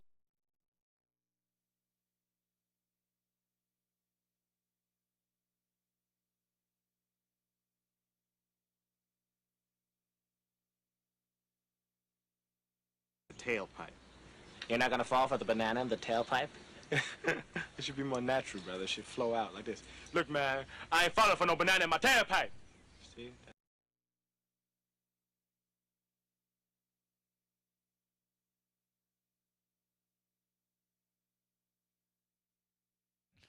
On the iHeart radio app. I can't. I would feel so violated. Oh, I'd be so mad. It's been spreading throughout the city, said the St. Paul police spokeswoman. Most crimes happening at night. Minneapolis police said they've seen at least 12 cases this year, or on average, just under 4 cases a month. So are they, I mean, are we doing black market gasoline? Are they reselling it, or are they just going in and putting it in their own cars that they've stolen? I'm just raising questions. I don't know if you have any thoughts. Feel free to leave a comment on the iHeartRadio app. Jacob said there's not much vehicle owners can do to prevent the thefts that can be carried out in a couple of minutes and can happen anywhere, such as a driveway or even at the bank or the grocery store. Somebody needs to come up with like the equivalent of, and this is the best example that I can give, but the equivalent of like the club for the under part of your car.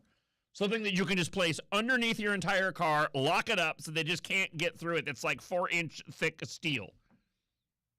Completely ruin the drivability of your automobile, adding unnecessary weight. But I guess that's the price that you pay, essentially.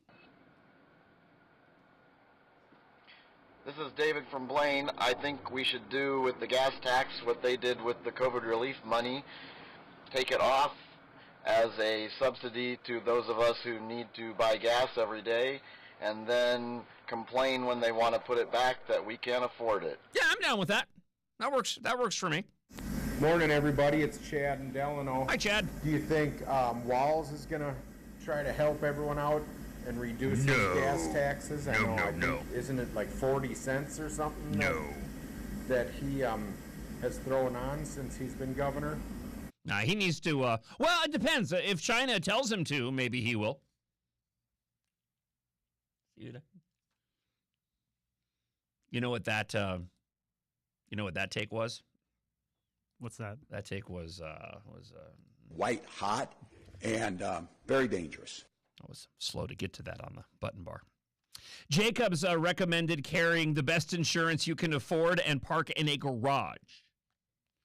It used to be the catalytic converters being stolen. Now they're stealing gas. It's unfortunate the amount of gas they are stealing and the damage they cause because it's very lopsided. They get $20 or $30 in gas and the repairs are in the thousands to fix. At this point, we should be keeping an eye on tool sales or tools being stolen, I imagined. At this point in time, I mean, you're just going to have individuals stripping down cars for parts. You know, I mean, I grew up with this being like a stereotype. Going back to Southern California, you know, dealing with a lot of crime in the area, going back to the 80s, especially in the Los Angeles area. And the whole stereotype and trope would be you leave a car sitting on the street corner in the middle of the night and you're going to wake up in the morning and it's just going to be stripped for parts. Go back and watch any film from the 80s depicting a run-down metropolitan area and you will see that. This is where we are going again because of Democrat policies.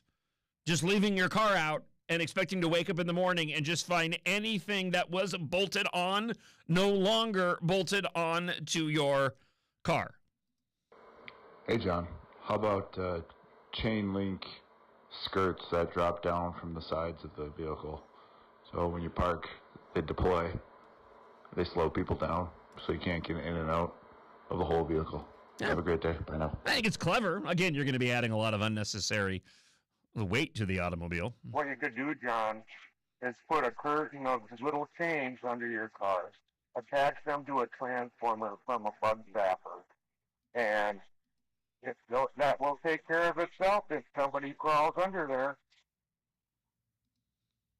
All right, electric vehicle people, this is your chance. We need your help. Get a big sticker that says this is a gas tank. Put it underneath your car on the battery, and then just leave it. Make sure you have insurance, though.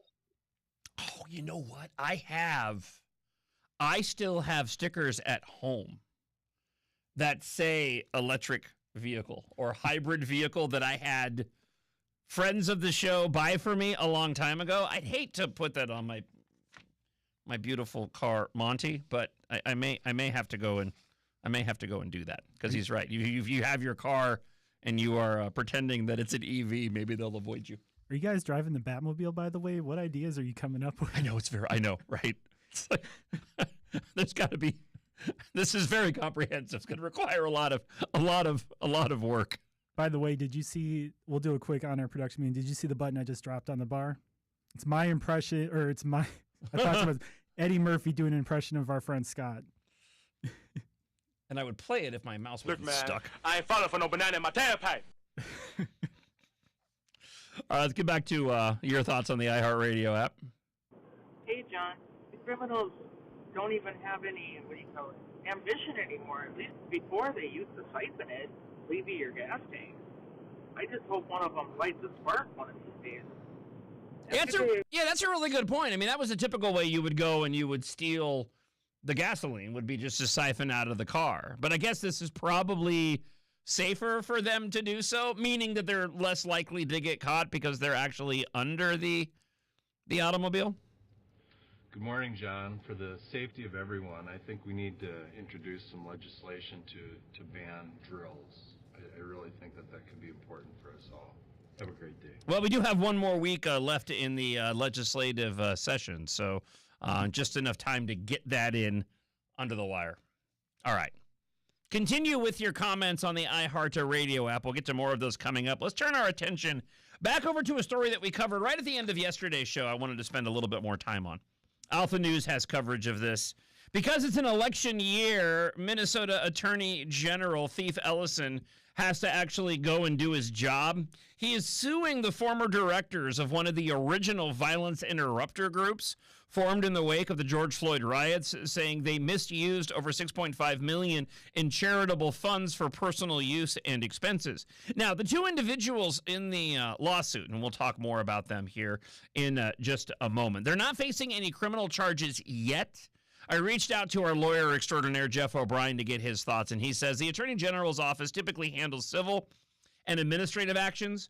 They would refer the criminal matters to either the county attorney or the U.S. attorney for prosecution. So it's clear that these charges will be happening soon. Let me go ahead and replay the audio from yesterday. This is KARE 11 and their coverage of this violence interrupter group accused of misusing $6.5 million. And let me add, I mean, I'm using this as a side story to what we were just talking about.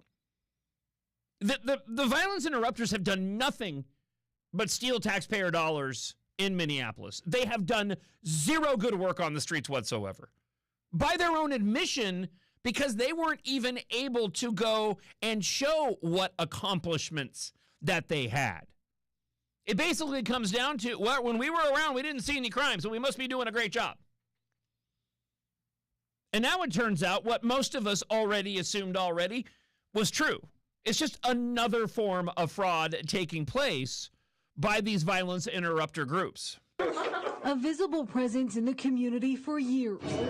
Now we can get down to the underlying issue. We Push for Peace has had grant contracts with Hennepin County and the city of Minneapolis to provide violence interruption services for young offenders, a work readiness program, and others, bringing hundreds of thousands of dollars of revenue into the nonprofit each year, according to a new lawsuit filed by the Minnesota Attorney General. It says the vast majority of what the nonprofit does, though, is community engagement at stores, including Whole Foods and Cub Foods, resulting in millions of dollars in revenue each year. This 37-page complaint now accusing two former directors, Traherne Pollard and Jacqueline McGuigan, of siphoning more than $6.5 million away from the nonprofit from 2020 to 2025, with most of that going to Pollard, who the Attorney General's office says used it for luxury cars, trips to Vegas, child support payments, and funding for his liquor store and car dealership. The lawsuit outlines a lack of oversight and says no board ever formally approved any compensation or loans to the pair. Quote, Pollard admitted that he treated the nonprofit's revenue from the store contracts as his own private money and stated, quote, I treated the money like it was mine. The Attorney General makes the case the nonprofit never maintained a budget, that the pair did not keep detailed transaction records, and McGuigan extensively commingled her personal income with We Push for Peace's assets in her personal account. It says in some cases, Pollard had McGuigan transfer the funds into her personal account and then immediately make a payment on his behalf. Once an investigation began, the complaint says they lied to authorities, continued to take substantial sums of the nonprofit's money, and ultimately ran the nonprofit into the ground to usurp the nonprofit's business and revenue away through a separate for-profit business. We have tried to reach Pollard and We Push for Peace multiple times throughout the day for a response, but have not heard back yet. The Attorney General's office says while it has civil enforcement authority over a state's nonprofit laws, it does not enforce criminal laws. Lindsay. All right, Callan, thank you. And the lawsuit doesn't specify how much We Push for Peace received from the city of Minneapolis. But we know the city has paid out millions to violence interruption groups in recent years. And the beyond policing effort has been rough. rough is an understatement. It's been an abject failure. The story that we've been talking about is evidence of that. Regarding how the criminals now are drilling holes in gas tanks to steal the fuel. And like I mentioned before, we need to keep an eye on tool thefts, tool purchases at this point in time, speaking of profiling like we did earlier in the hour, because it is going to get to a point very soon where it will be like what we mentioned, that stereotype of every single Democrat-run failing metropolitan area that is surrounded by crime and vehicles that have been stripped from their parts sitting on the side of the road. When I lived in the valley back in the early 90s, I woke up one morning and went out to my vehicle. The neighbor's vehicle was missing all four tires sitting on blocks. And my little Ford Ranger, they stole the windshield wiper arm. Driver's side. That's insane. Yeah. It cost me like $40 to replace that arm. Good morning. When you mentioned the stripped down car in the movies, reminds me of the movie called The Super with Joe Pesci. One of his best non-profane movies that he made. Never saw it. Never saw The Super. Getting back to the story, the Violence Interrupter Group accused of misusing the $6.5 million. You heard Carol Evans saying that these organizations have received a lot of money. Yeah, they have. I'm looking at the Alpha News version of the story. Court documents estimate that We Push for Peace took in revenues of nearly $20 million between 2020 and 2025. It also received COVID-related PPP loan money, $22,000, ultimately forgiven by the federal government. We Push for Peace had numerous violence interrupter contracts with stores such as Aldi, Cub, Whole Foods, as well as similar contracts in cities like Chicago, Detroit, Rhode Island. For those local businesses, what a bunch of suckers. Just what a bunch of suckers. Anybody who believed for a second. Now, there may have been a desperation level given the fact that you've had such an anti-police mentality in the city of Minneapolis and not enough officers because of that reason, that these businesses in Minneapolis and St. Paul had no choice, but specifically in Minneapolis, to go with these violence interrupter groups to have some sort of line of security. But I would love to hear stories of how effective that they were in guarding the outside and the grocery shelves of Whole Foods, Cub, and Aldi.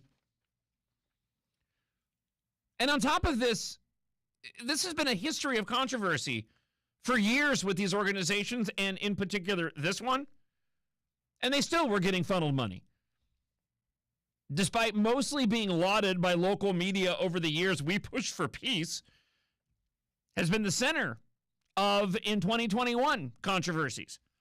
The organization's violence interrupters were captured on video violently assaulting a homeless man outside the St. Paul grocery store while on duty and charged with fifth-degree assault. So did other violence interrupters interrupt that violence, and then they used the interrupting of the violence being done by the violence interrupter to say that they were successful in interrupting the violence? I got it right. Sam's in there trying to see if he can track what I did. No, I got it. I'm a professional. During the height in the spike of violence that plagued Minneapolis following the 2020 riots, We Push for Peace held office space in the heart of uptown Minneapolis. Numerous shootings and other violent crimes occurred virtually outside its doors. But the question is, when the violence interrupters were standing outside of the doors, did any of that happen? See, if it didn't happen when they were standing outside, then they interrupted that violence. In 2022, We Push for Peace, in sort of a de facto fashion, took over operations of Merwin Liquors. These are all stories that I remember covering on the show.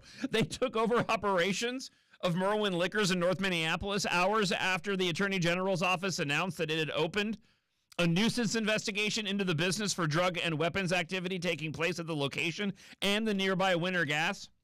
One of the individuals involved in this, Pollard, claimed in a media interview that he knew Thief Ellison very well. I bet. In June of 2023, Pollard's son Traherne Pollard Jr., who was already a convicted felon while providing violence interrupter services. Well, you know, if he stops himself from committing acts of violence, then can he claim he was a successful violence interrupter because he didn't do any violence? Liberal logic would say probably so. By the way, he was working under the auspices of We Push for Peace at the time. He was charged with third-degree assault on another We Push for Peace employee while at Merwin Liquors. And then 2 months later, Pollard Jr. was charged with domestic assault. That was 2023. Just to make the note, it's 2026, and they were still getting money for all of this. Oh, later in 2023, Pollard Sr. launched a for-profit business seeking a liquor license from the city of Minneapolis in order to take ownership of Merwin Liquors, while at the same time receiving over $2 million in funding from the city Violence Interrupter Services, seeming to be a conflict of interest that few local media seemed interested in reporting at the time. This goes back to what I said before. This is from Alpha News. We were talking about the situation of the Arcadia, California mayor being an agent for communist China, and the fact that not enough people realize the dangers that China currently poses in the United States, and it takes the public awareness to bring about the pressure for local politicians to go and care about the matter. This is an exact example of that. I'm not saying it would have changed the dynamic, but if there were more public pressure because people were aware that the background of the individuals that are supposed to be in charge of disrupting violence, basically your replacement law enforcement that have no actual training and are actually committing crimes, have been doing just that, then maybe this all could have been stopped a long time ago. Pollard Sr. was ultimately approved for the transferred liquor license despite a vocal contingency of opposition from Northside residents and community activists. Merwin Liquors was specifically mentioned in the civil suit, which said that Pollard founded and subsidized his for-profit business with nonprofit revenue. He also admitted to the Attorney General's office that he treated the nonprofit's revenue from the store contracts as his own private money, and stated, "I treated the money like it was mine." He admitted he did not have any set of rules for himself or the nonprofit on how the store contract revenue was spent, and that he just took what he wanted. McGugan also acknowledged that extensive transfers from We Push for Peace served no nonprofit use. It's just another form of fraud that Democrats have allowed to happen. It's just another form and more redistribution of wealth. The Democrat Party, and we had a talk back, I think it was actually yesterday, is essentially, it's a criminal organization at this point in time. One wherein they allow others to go and break the law so that they can reap the electoral benefits. Try to write a Hollywood story on this, and they would laugh at you, saying it's completely unrealistic. Then you go then tell them, no, we're talking about it happening in Minneapolis, and they all go, oh, Minneapolis, well, yeah, that makes all the sense in the world. Wow. Jon Justice, mornings on Minnesota's Morning Home for the Truth. AM 1130, FM 103.5, and on iHeartRadio. From the Choice Bank Traffic Center. Good morning. We have heavy delays. 35W northbound from the Burnsville split to Cliff. 94 jammed westbound from Carmichael to Highway 95. There's a crash 169 southbound at Highway 101 in the right lane. It's slow 94 westbound from Cedar to 394. I'm Maria Arnold, and that's your latest total traffic. This report is sponsored by Postman Law. Another day of chasing the insurance company. Who is it? Postman Law, injury and accident attorneys. Stop chasing. We handle everything. You just heal. Postman Law delivers peace of mind. Visit postmanlaw.com. Attorney advertising. At Uline, they know going the extra mile takes hard work. For companies pushing to go further, Uline will go the distance with you. 24/7, they answer the phone to get you the shipping and industrial supplies you need. Business can move fast. Unexpected large orders, adverse weather, new safety guidelines, and changing economic trends. Uline works hard keeping 41,000 items ready to ship, minimizing detours on your way to the extra mile. Visit uline.com. It's that time of year again. Wait, couldn't any time be that time of year? Whoa, that's deep. The time Corey is pondering is air conditioning tune-up time, or as we call it, comfortization. Wow, mind-blowing. Our comfortizations are so transformative Yes. and so thorough, we guarantee no breakdowns all summer. It's the truth. Comfort matters. Schedule now at comfortmatters.com. Are you sick of that dip where your driveway hits the garage? Or what about that sunken sidewalk? Are you seeing water running where it shouldn't be? Maybe your front steps, patio, garage floor, maybe a sagging driveway. Well, Level is going to help you out in 2026. They can make these problems go away. Level is veteran-owned and operated, proudly still serving their communities. And you can get up to $500 off your concrete lifting services in May at Level. Schedule your estimate today. LevelMN.com. That's LevelMN.com. Drill it, fill it. Level. By May, the year is in full motion. It's a natural time to ask, are you making the progress you hope for? This point in the year offers a valuable opportunity to check in, make adjustments, and build on the momentum you've already created. At Sandvold Financial Group, we help you stay on track with a plan that evolves as life does. Whether it's refining your strategy or reinforcing what's already working, we are here to help you keep moving forward and with purpose. Let's make sure your plan is keeping pace. Call 952-544-2837 or visit sandvoldfinancialgroup.com to connect with our team. Securities and investment advisory services offered through Osaic Wealth, Inc., member FINRA SIPC. Sandvold Financial Group is in Minnetonka, 952-544-2837, which is separate from Osaic Wealth. In the Twin Cities, we know what real weather is. That's why you need quality that endures. At Window World, the quality is in the details. Our windows are engineered with 100% pure vinyl and fusion welded corners for superior strength. Backed by the Good Housekeeping Institute and our lifetime warranty, it's quality you can trust. If you're looking for premium windows and upfront pricing, Window World is ready to help. Window World, simply the best for less. Hey there, from Northern Fire Grilling and Barbecue Supply. We see it every day. Somebody buys a cheap grill, fights with it, replaces parts, and finally says, never again. Well, that's where Yoder comes in. Most pellet grills are built to sell, but Yoder smokers are built to last. Made in Kansas, heavy steel, rock-solid temps, it's the last pellet grill you'll need to buy. So upgrade your backyard with a Yoder from Northern Fire. With assembly, delivery, and expertise, shop Yoder Smokers at Northern Fire Grilling and Barbecue Supply in Minnetonka. NorthernFireBBQ.com. This report is sponsored by Walker Roofing. Protect your most valuable asset, the roof over the head of your family. Call Walker Roofing, family owned and 3 generations strong, who've been covering Twin Cities homes for 80 plus years, now offering a 000 sale. WalkerRoofing.com for details. 0 down, 0 interest, and 0 at signing. 18 months, no interest. iHeartRadio's Thank a Teacher, powered by Donors Choose. $5,000 to spend in your classroom. Thanks to you, more than 50,000 teachers have been recognized for the amazing work they do in classrooms across America each and every day. $5,000 in school supplies. I'm so excited. Congratulations! We're helping get teachers the resources they need to inspire the next generation. All the people who help our children to learn and thrive, it's a partnership. We can't do it by ourselves. Just go to iHeartRadio.com/teachers.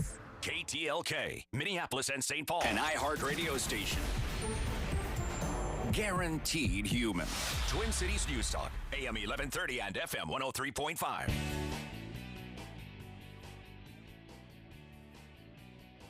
Minnesota Attorney General's office, because it's an election year, suing the former directors of one of the original violence interrupter groups formed in the wake of the George Floyd riots, saying they misused over $6.5 million in charitable funds for personal use and expenses. Every single one of the violence interrupter groups should be shut down right now and immediately audited. Plain and simple. And there's several of you that are making comments along these same lines. I don't trust any of it at this point in time. Accountability, accountability, accountability. Until some people are held accountable, and I'm talking the people at the top, The ones that are letting this all happen, all this fraud, letting these payments go to whoever, letting crime just run rampant, until they're held accountable, nothing's going to change. You can't fix stupid around here. People keep voting for the same people, keep voting for the same Democrats. Have a good day. But that's what's so nefarious about all of this. Welcome to Hour 3 here on Twin Cities News Talk, AM 1130 and 103.5 FM. It's so hard, it's difficult, if not impossible, to go and hold the individuals accountable who put these programs in place because they technically haven't done anything illegal. I don't disagree with you, but just because you created a program that is open and vulnerable to fraud, all that it takes is what Keith Ellison is doing right now to go and essentially squash any sort of controversy around this. So they're holding people accountable. That's really unfortunate. And the media will just dutifully report on this. Oh, bad guys. They shouldn't be taking this money. Then they'll move on to the next thing and completely ignore what I just mentioned a moment ago, and that is we should probably be examining every single one of these groups right now, because I'm going to venture a guess that Lonely Highway Theory, they're probably misusing these funds too. John, at this point, I am wholeheartedly convinced that literally every single program affiliated with the DNC is a fraudulent money laundering scheme. Our entire nation's deficit is probably just fraud being funneled back to Democrats. Right. That's the most maddening part about all of this. Just think about how good things could be if we were able to tackle these issues. If we didn't have this fraud. If we had a robust police department in Minneapolis and St. Paul that wasn't constantly criticized by the very leaders, electivists that are essentially their bosses. If we went and handled all of the fraud taking place, stopped it from taking place, didn't go and hold people accountable within the government of Minnesota because they raised questions when they saw red flags regarding fraud. If the Democrats didn't only care when it was politically expedient for them to care. None of it has to be this way. That's my point. None of this needs to be this way. This is a great and wonderful state. The mere fact that most of us go about our daily lives and really on a hour by hour, day by day, week by week, month by month basis are not directly impacted by what we talk about on the show, apart from how expensive it is to live here, and we have stories regarding that coming up. If you live in Minneapolis and you've chosen to call that place home, you might be dealing with crime. But for a lot of us outside of the metro area, in the suburbs or rural parts of the state, we're thankfully immune from this. And it speaks to just how great the state is and why so many of us, myself included, are raising a family here, putting roots down here, have children that are doing the same thing. Because there still is this belief that we can turn things around. Right now, it's really, really dark. Because all of this stuff is now being exposed. We are outside of the matrix, finally, because it's gotten that bad. The Democrats didn't want us. They wanted us stuck in their version of how life is, where Republicans are evil, they're wonderful, and all you need to do is keep voting them into power, and your life will be wonderful and fantastic, and they will support it regardless of how mediocre it is. Thankfully, right now, as I talk into this microphone, there is more exposure over the failures of the Democrat Party than we've ever seen. And opportunities to change course if we get enough people out to vote later on this year. But again, this is what's so frustrating, is because all of these things can be taken care of. You just need the will and desire to go and do so. And right now,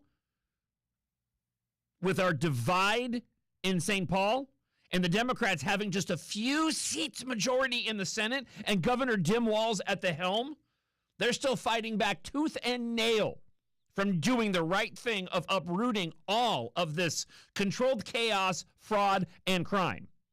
Sure, they'll act like it. They'll go and hold people accountable when they feel like they need to do something, when it can no longer be ignored. But they always, always stop short. I mean, I have this coming up in just a few minutes. I'll share with you. Minnesota Senate passed a bill to restrain ICE in wake of Operation Metro Surge. I have the story here from KARE 11, but KARE 11 ended up leaving out a really important detail. And that was they also approved, because it's not in the KARE 11 version of the story, it's in the Fox 9 version of the story, $140 million, your taxpayer money, in relief because of Operation Metro Surge. Now, it's probably going to die in the House. Thank the good Lord Almighty that we have a divided House, or else that $140 million of your taxpayer dollars would have gone to a bunch of people that would have blown that money in exactly the same way that these violence interrupters did. And the whole reason why that taxpayer relief for Operation Metro Surge, $140 million, exists in the first place is because Democrats manufactured a crisis to cover up for the initial reason ICE was here, and that was to investigate the fraud. Good morning, John. This violence interrupter story sounds just like every mafia movie you've ever seen. There's a group of people doing nefarious things at stores and getting paid for it, and the only person that doesn't go to prison is the guy that's at the top, and that is Thief Ellison. It catches on, and maybe it doesn't, but it's true. Their policies are insane, and they would drive our country into ruin, and we've got to do great in the midterms, and if we don't, they will do everything they can to destroy our country. There's something wrong with them. The flow of deadly fentanyl across our border is down. They have what's called a Trump derangement problem. Have you heard about that problem? Jon Justice. Mornings on Minnesota's Morning Home for the Truth. AM 1130, FM 103.5, and on iHeartRadio. From the Choice Bank Traffic Center. Good morning. We have delays on 94 westbound from Carmichael to Highway 95, westbound White Bear to 35E, and from Huron to 35W. Eastbound 94 delays from Brockton Lane to Weaver Lake, heavy from Plymouth to 394. 494 tight eastbound from 169 to 100. I'm Maria Arnold, and that's your latest total traffic. This report is sponsored by Fresh Time Market. At Fresh Time Market, $75 isn't just a grocery run, it's 8 delicious meals for a family of 4. Chicken, pork chops, fresh fruits, veggies, and breakfasts. Stop by Fresh Time Market today and fill your basket with flavor, quality, and savings. Is Jon Justice, and while the efforts of the Trump administration in reining in these enemies to the United States and our allies, it is causing a strain. The Strait of Hormuz impacting shipping. So, Mini Leaf is fighting back with free shipping the rest of this month. That's right. Get the rest that you need with the night gummies from Mini Leaf. Don't just take my word for it. Randall left a 5-star review for the night sleep gummies, just saying simply, never slept better. Right now, you can fight back against what's happening right now with free shipping from Minileaf and Minileaf.com. Head on over to the website, MINNELEAF.com. That's Minileaf.com, and you can check out all of their amazing products. All third-party tested, the results available on the website. If you have any questions about the products that they sell, whether it's the Triple Diamond Pain Cream, whether it's the Spooky Mini Leaf Tonics, the dark chocolates that my wife loves, the fun gummies or the night gummies that give me a good night's sleep every single night, you can get those answers at the website. Taste happy at MINNELEAF.com.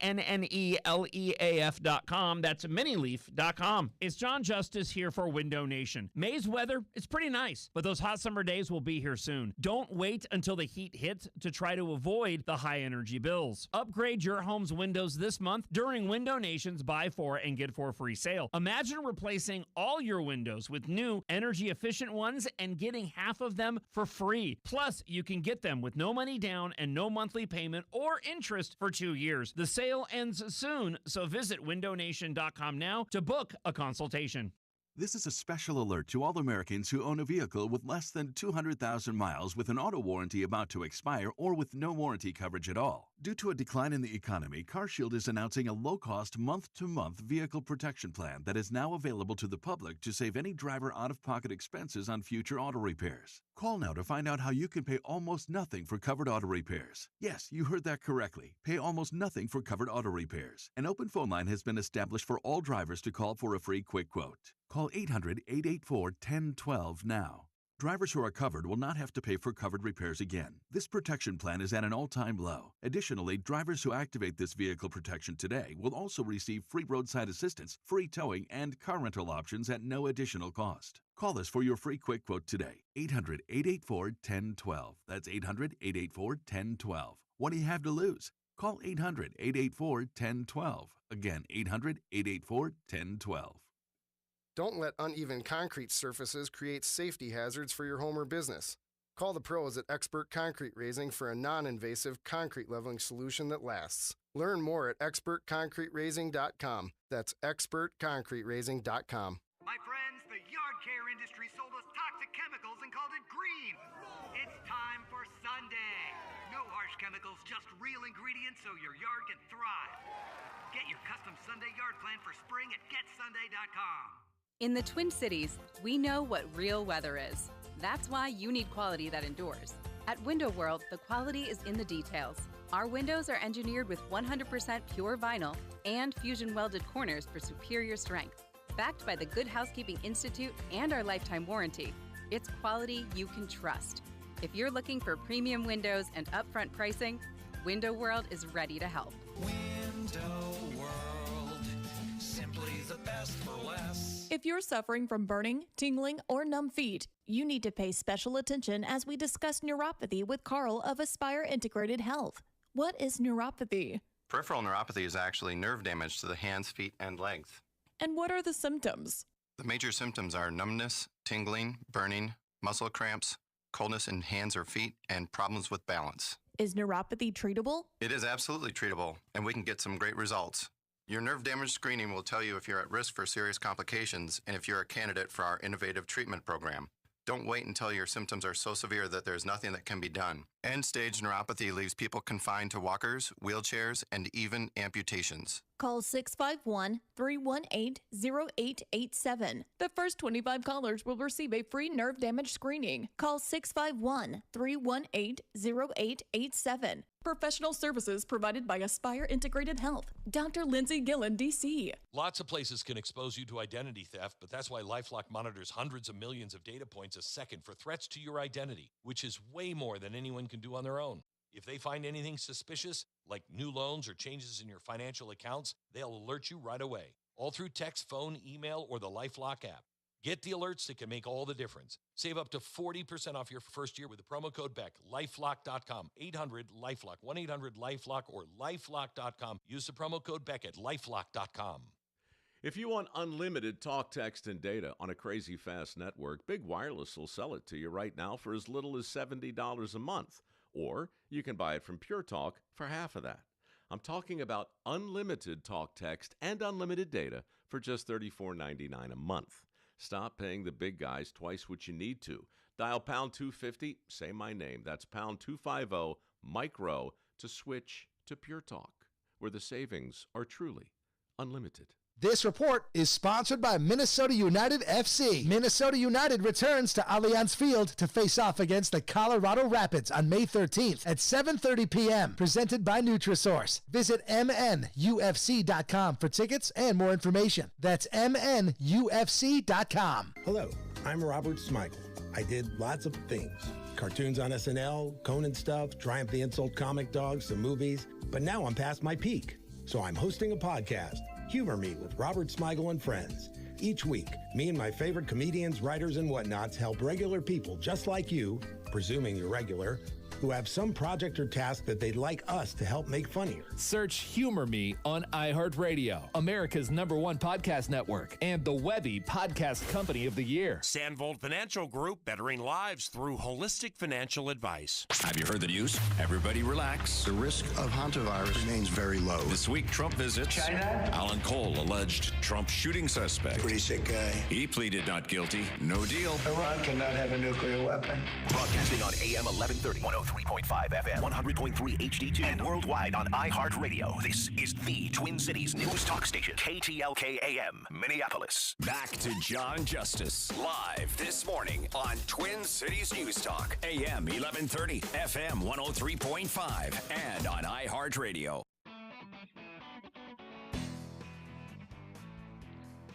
Good morning. This is KW from the great city of Minneapolis, a long-time true fan of the show. A lot of things are happening in the world today, both good and bad. So the next time you go into the voting booth, ask yourself, what has the Republican Party done for me in terms of conservative principles in the last 1/4 century? Think about that. Have a great day, everybody. I just do the past couple of years. I mean, I don't need to go back that long. Twin Cities News Talk, AM 1130, 103.5 FM. Jon Justice, glad you're with the show this morning. The reason why there's not such an outrage over the fraud as much as there should be is because less than 50% of Minnesotans pay any state or federal income tax. So that's why we don't have the outrage we do. I think that is a part of it, but not near all of it. A big reason is that this is pretty much a 50-50 state in terms of left versus right. Sheer volume of numbers, right? I just look at the map and it looks mostly red with those concentrated blue areas. Democrats have been very, very good of convincing their voters that Republicans and Trump are evil, and because of that, they just don't care. They're also of the same mentality of the individuals that created the program, the DFL, especially during the time of the trifecta, that created these programs that are rampant for fraud. They're believers in this too. So yeah, I think you're partly correct. That is a reason. But another big reason is that, unfortunately, a lot of the individuals elected to office by Democrats are merely an extension of the way that the Democrat voters feel, which is why I keep saying there's no debating or reasoning with anybody on the left right now. We just have to focus solely on getting the message out of what's taking place under Democrats, under liberal progressive policies, and convincing as many individuals to get involved when it's time to go and vote, when the season officially starts. Let me add another one into the mix here before we get to what the Senate passed regarding Operation Metro Surge yesterday. This is from the Daily Wire, so once again, we've become a national embarrassment. A man supposedly participating in a doing that thing with my fingers diversion program on suspended charges of auto theft and fleeing police has been charged in a similar case following a horrific high-speed crash last week. This 19-year-old's name is Taiwan Hawkins. You can look at me all you want, Sam. That's the name in the story here. Say it one more time. Taiwan Hawkins. Okay. I know. To each their own, man. He's been charged with several felony counts related to last Friday's T-bone crash of a stolen vehicle into a Minneapolis State Trooper's vehicle, seriously injuring the trooper and the occupants of the stolen vehicle. Friday's crash played out live on Ramsey County Sheriff Bob Fletcher's Live on Patrol streaming broadcast as deputies tracked a stolen vehicle into Minneapolis that had been taunting law enforcement for a couple of days. The vehicle ran a stop sign at high speed, slammed into a trooper squad car, sending the squad car crashing into a house. This just happened yesterday with a bus.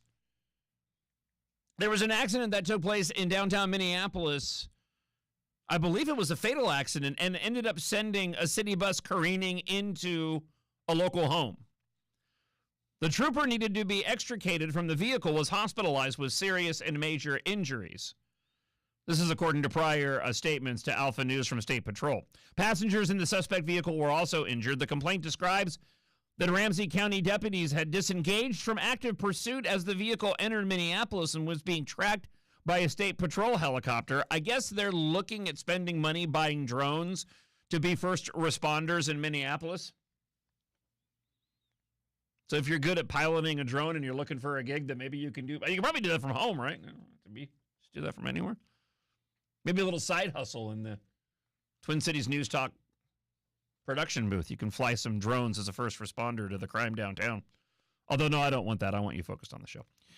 The complaint describes that Ramsey County deputies disengaged the stolen vehicle, then proceeded through the intersection at approximately 80 miles per hour without headlights on, blew through a stop sign, and crashed into the side of the State Patrol vehicle, pinning the trooper inside the car. Taiwan Hawkins then fled on foot but was apprehended a short distance away. Hawkins admitted in a post-Miranda statement that it was, again, with my fingers, fun to drive around in stolen vehicles. What are we doing?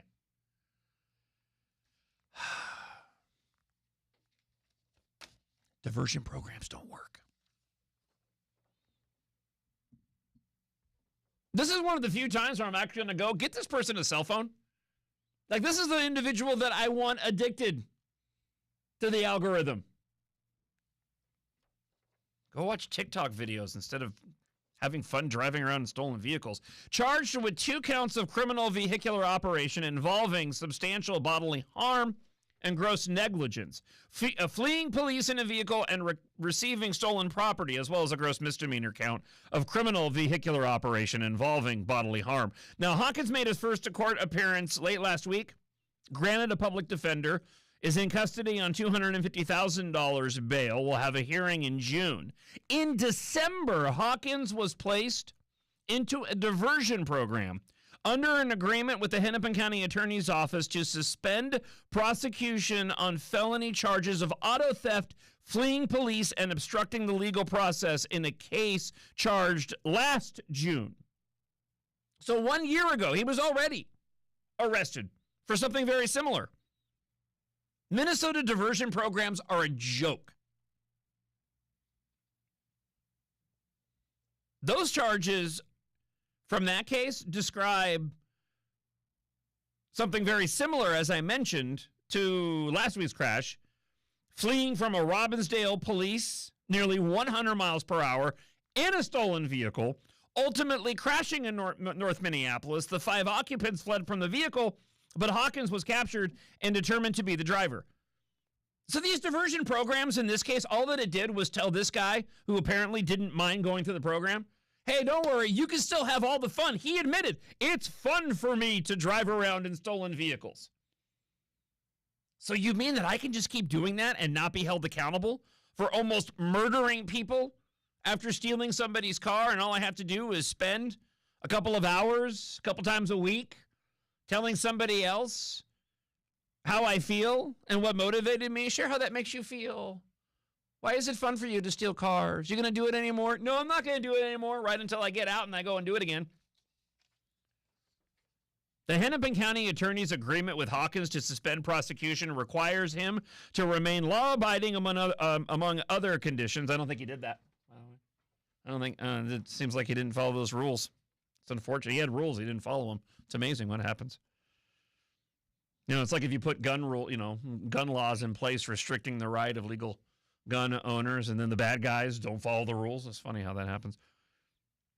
Hawkins was placed on unsupervised monitoring without conviction on the charges for the duration of 1 year. At the time of this report, there's no indication in the court record that prosecution in that case is being resumed or that the violation of the terms of the agreement has been triggered. I'm sure that Hennepin County Attorney Scary Moriarty's idea here will simply be we just need to diversion program this dude harder. I'll tell you what, you get the criminal element, the crime under control to a reasonable level. And when I say a reasonable level, I mean reasonable level of what you would see in any large metropolitan area run by Republicans that has a robust police force with the number of officers aligned with the number of citizens in that area that they have to cover. And then, maybe then we can discuss a diversion program. And only because you have fewer individuals on the street committing acts of crime, and if you have somebody who happens to be young swept up in this, then maybe you have an opportunity. But until you get to that, no, just get rid of all the diversion programs altogether, because here in Minnesota, they are nothing but an absolute joke. Your talk back of the day is coming up, brought to you by Minileaf and Minileaf.com. The Minnesota Senate passed a bill limiting federal immigration authorities, including restricting ICE access to schools and hospitals, which is funny and completely unnecessary because none of that happened during Operation Metro Surge. However, you got to push the propaganda. You got to peddle the false narratives. You got to keep the Democrats scared. The bill passed along party lines, faces opposition, is probably going to die a painful death, and it should, in the House. I'll give you more details, and we'll get to that talk back of the day next here on Twin Cities News Talk, AM 1130 and 103.5 FM. Jon Justice, mornings on Minnesota's morning home for the truth. AM 1130, FM 103.5, and on iHeartRadio. From the Choice Bank Traffic Center. We have delays on 494 eastbound from 169 to 100 and westbound 35W to Highway 100. 694 slow eastbound from East River to Snelling and jammed westbound from Long Lake to East River. 394 heavy eastbound from Highway 100 to 94. I'm Maria Arnold, and that's your latest Total Traffic. This report is sponsored by Total Comfort, your trusted HVAC professionals. Replacing your home comfort system doesn't have to be an emergency. Plan now, pay less later. For a limited time, save up to $2,000 on a new home comfort system and get a free duct cleaning and air cleaner. More comfort, better air, less stress. Visit tcomfort.com. No one likes talking about bad breath, so let's change the conversation and talk about fresh, clean breath. Most gum and mints are just Band-Aids. They fade fast. Well, that's why we created Zellman's Minty Mouth, the long-lasting, functional breath freshener you swallow. Zellman's have become so popular because they really work. Don't believe me? Order now with our Love Us or Your Money Back guarantee. Zellman's is only available online at Zellmans.com with code RADIO for 15% off your first order. That's Zellmans.com. Hello? Oh, hey, sorry to bother you, but I figured I'd try the back door since that's where the real opportunity is. What do you mean? Well, I noticed your backyard has more potential than it's getting credit for. All right, I'm listening. Picture a clean, beautiful paver patio right here. A place for the grill, a table, a couple of chairs, and we can tie everything together, huh? Driveways, walkways, concrete work, even landscaping. Contact MN Pavers today at mnpavers.com, because sometimes opportunity shows up at your back door. Hurry into Menards right now and save big money. Miracle Grow raised bed soil helps you grow bigger, more bountiful plants. It provides the right foundation your plants need to thrive with a 100% organic formula that requires no mixing. Add Miracle Grow raised bed soil to help your plants grow with organic nutrients you can count on. Visit our garden center or check out our weekly flyer on Menards.com for more great deals happening now. Save big money at Menards. Are you ready to downsize but your home needs repairs? Homestead Road makes selling your home easy, regardless of its condition. They buy homes as is with no repairs, no cleaning, and no showings or realtor fees. Pack what matters most and leave the rest. They'll take care of it. Not having to deal with a home's problems makes moving forward easy. For a personalized consultation, call Homestead Road at 612-662-1717 and feel the joy of selling stress-free. If your house needs new windows, wouldn't it be great to get quotes on name brands like Marvin and Anderson, as well as local vinyl brands? For siding, how about quotes on James Hardie, LP SmartSide, steel, and vinyl? For roofing, asphalt brands like GAF and IKO, including Class 4 hail-rated options. If you want the full range of price points from top-rated contractors with no salespeople involved, go to getmy3quotes.com. That's the number 3, getmy3quotes.com. It's that time of year again. Wait, couldn't any time be that time of year?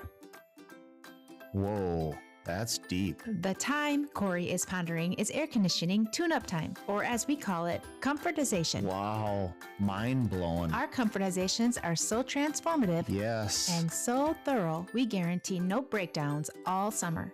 It's the truth. Comfort matters. Schedule now at comfortmatters.com.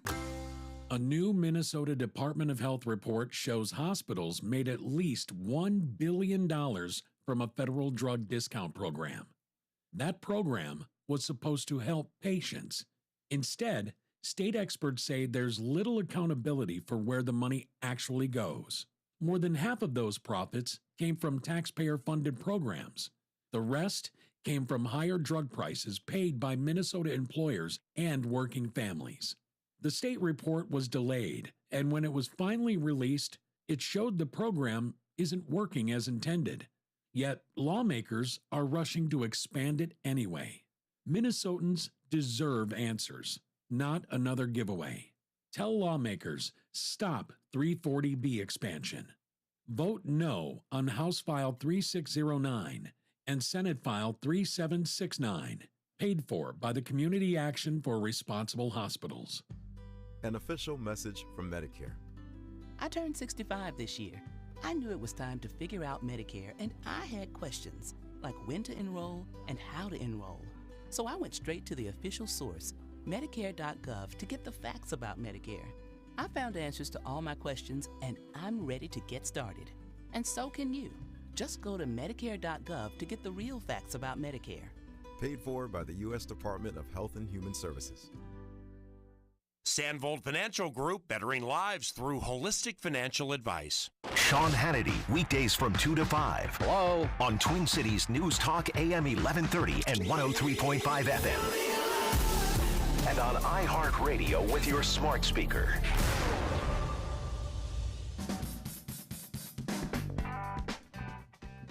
All right, we're going to talk gender haircuts coming up before we end the show today. I'm sorry, gender-affirming haircuts. I saw a post on X yesterday, and it was a little cartoon of like a young Gen Zer. I forgot, what do they call the haircut? They call it the broccoli haircut. It's where the dudes are growing it out, where it's all puffy out top and is short on the sides. Am I getting that right, or is that what you've heard too? Zuckerberg, yeah. Broccoli haircut. Broccoli, yes. Yeah, it's pretty ridiculous.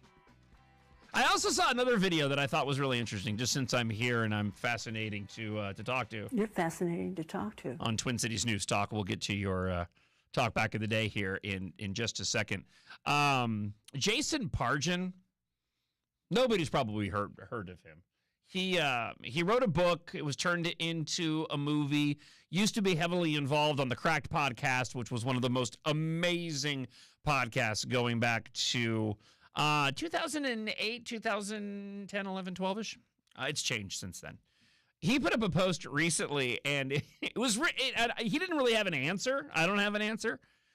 But he showed a picture of the cast on The Office going back to like 2004, and how you look at that photo, and then you look at any photo of anybody today in 2026, and you see almost no massive difference in the way that they're dressed, as if it could have been an individual that was photographed today. And yet, if you take that same timeline, that same time frame, and you go back and you look at photos from the 80s, even the 90s, there is a distinct difference. You go back and look at the 70s, there's a distinct difference. You say the 50s, and you imagine a lot of guys in suits and ties and all that. And yet, for some reason, when it comes to the fashion trends, they've just stopped. I mean, there are trends, but not in the way where you look at a photograph and go, that's 100% from the 70s, that's 100% from the 80s. Yeah. It doesn't apply anymore. It's so very weird. I think that we've peaked. 1,000%. I think the early 2000s was the apex of that. And then lately it's been like recycling those different decades of fashion. Oh, that's a really good point. You know what I mean? Like, so Yeah. now like bell bottoms are, I mean, they don't call them bell bottoms, but those types of jeans are now in. Yeah, it's like there's nothing new. You know, and I'm wondering if the trends are stymied too, because there's got to be a direct correlation with the internet and social media. I know we always go back to that, but it's impacted everything.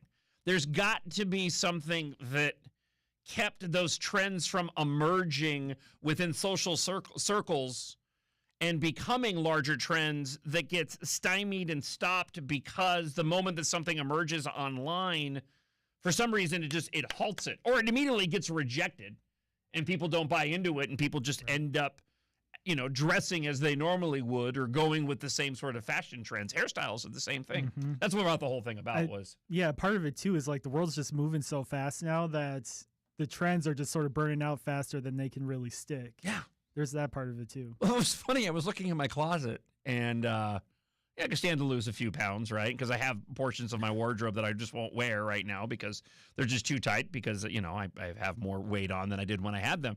But it's funny because I think to myself, I've thought, oh, well, by the time if I do lose weight, because I'm trying to eat better, and I'm able to wear those clothes again, will they be outdated? And none of them would be.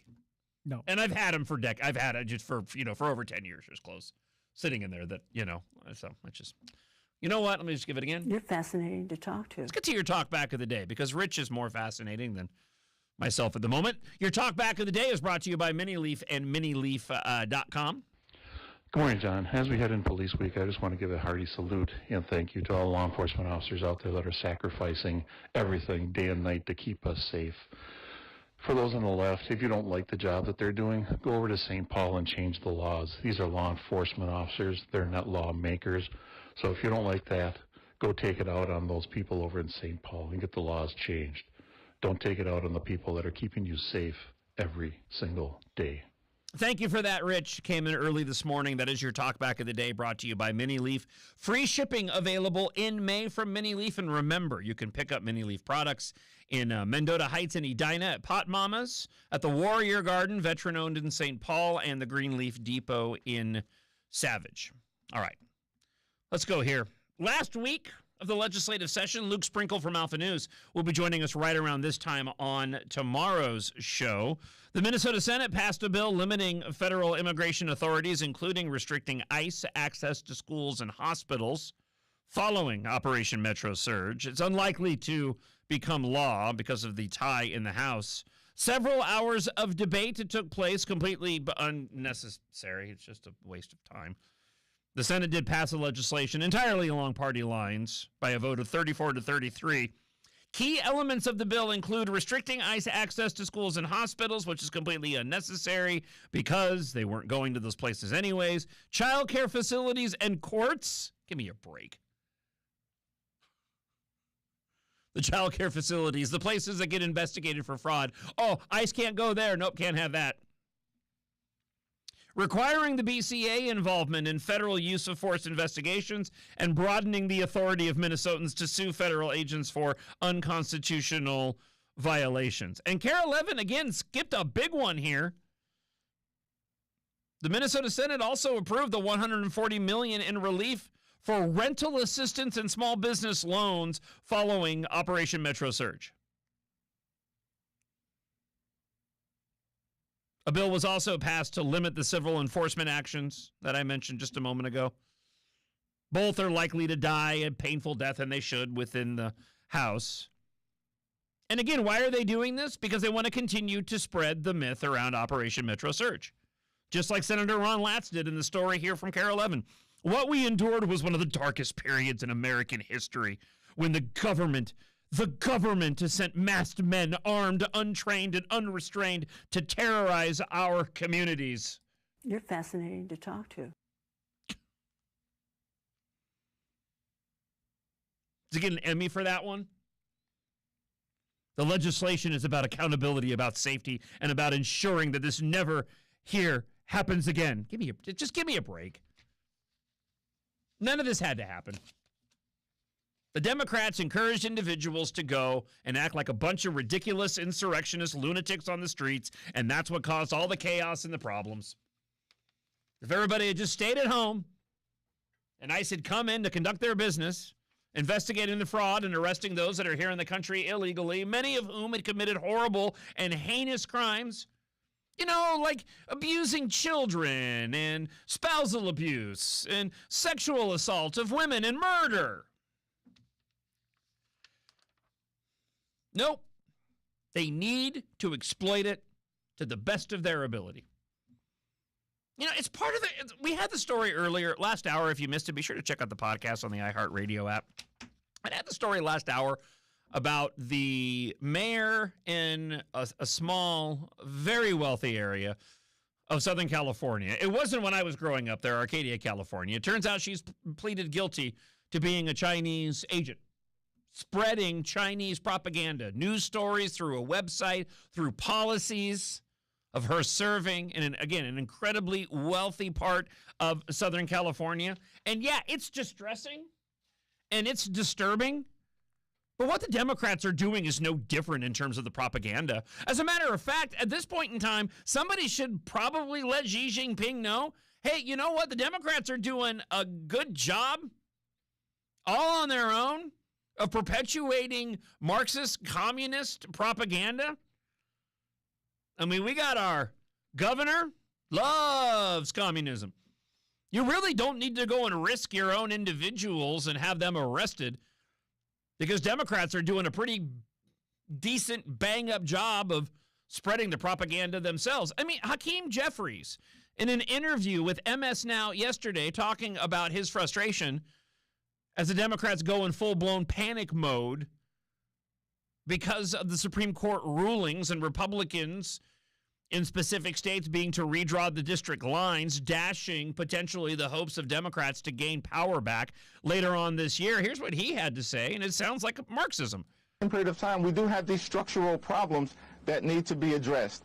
We've got to, for instance, make sure we pass the John Robert Lewis Voting Rights Advancement Act so we can end the era of voter suppression in the United States of America once and for all. We have to end Citizens United, dramatically reform our campaign finance laws to stop the ability of these deep-pocketed special interests to intervene. And we are going to have to explore massive judicial reform, state by state and at the federal level, and everything should be on the table as far as I'm concerned. I'm 50 years old now. I've been wrong about a lot of little things in life. I've also been wrong about a couple of big things. One of the big things is that for a long time when all this woke stuff was getting into colleges, I kept thinking, well, someday they'll get out in the real world and they'll realize that this stuff doesn't work and it's not going to fly in corporate America where you have to make revenue. But I could not have been more wrong. These corporations are so happy to pay money to groups like these violence interrupters, and it's amazing how much the corporations and CEOs have just caved. Justin is spot on in his talk back, and a quick hat tip to him. I think he may have gotten the most content in ever in 30 seconds. He was plowing through that. I have two examples of exactly what he's talking about. First off, we'll talk about wokeness on college campuses. The University of Minnesota Gender and Sexuality Center spent $55,000 on various services between 2025 and 2026. Okay? It's a chunk of change. Could be worthwhile. You'd be right to assume that it's not. These expenditures included protein shakes for a workout group. Oh, okay. Remember back when Big Milk was trying to convince you that chocolate milk after a workout was a good thing to do? Remember that? Gender-affirming haircuts. Oh, there we go.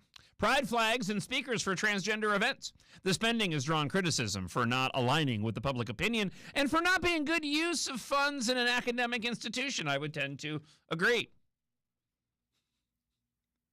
What is it? I mean, isn't it just a haircut? Why does it have to be a gender-affirming haircut? So what did it mean when I got a flat top back in the early 80s when Top Gun came out? You know? That was a Val Kilmer affirming haircut. Say I just got my haircut yesterday. Now I'm questioning it. Oh, that made me laugh. That's funny.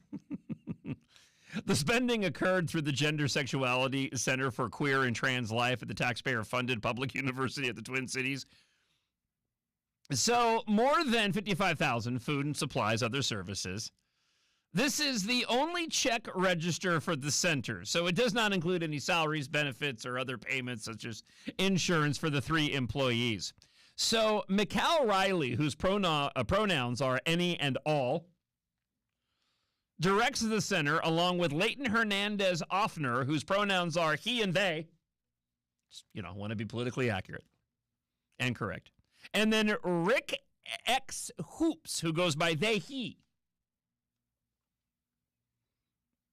The expenditures did include $250 for protein shakes as part of the university's trans and queer strength group.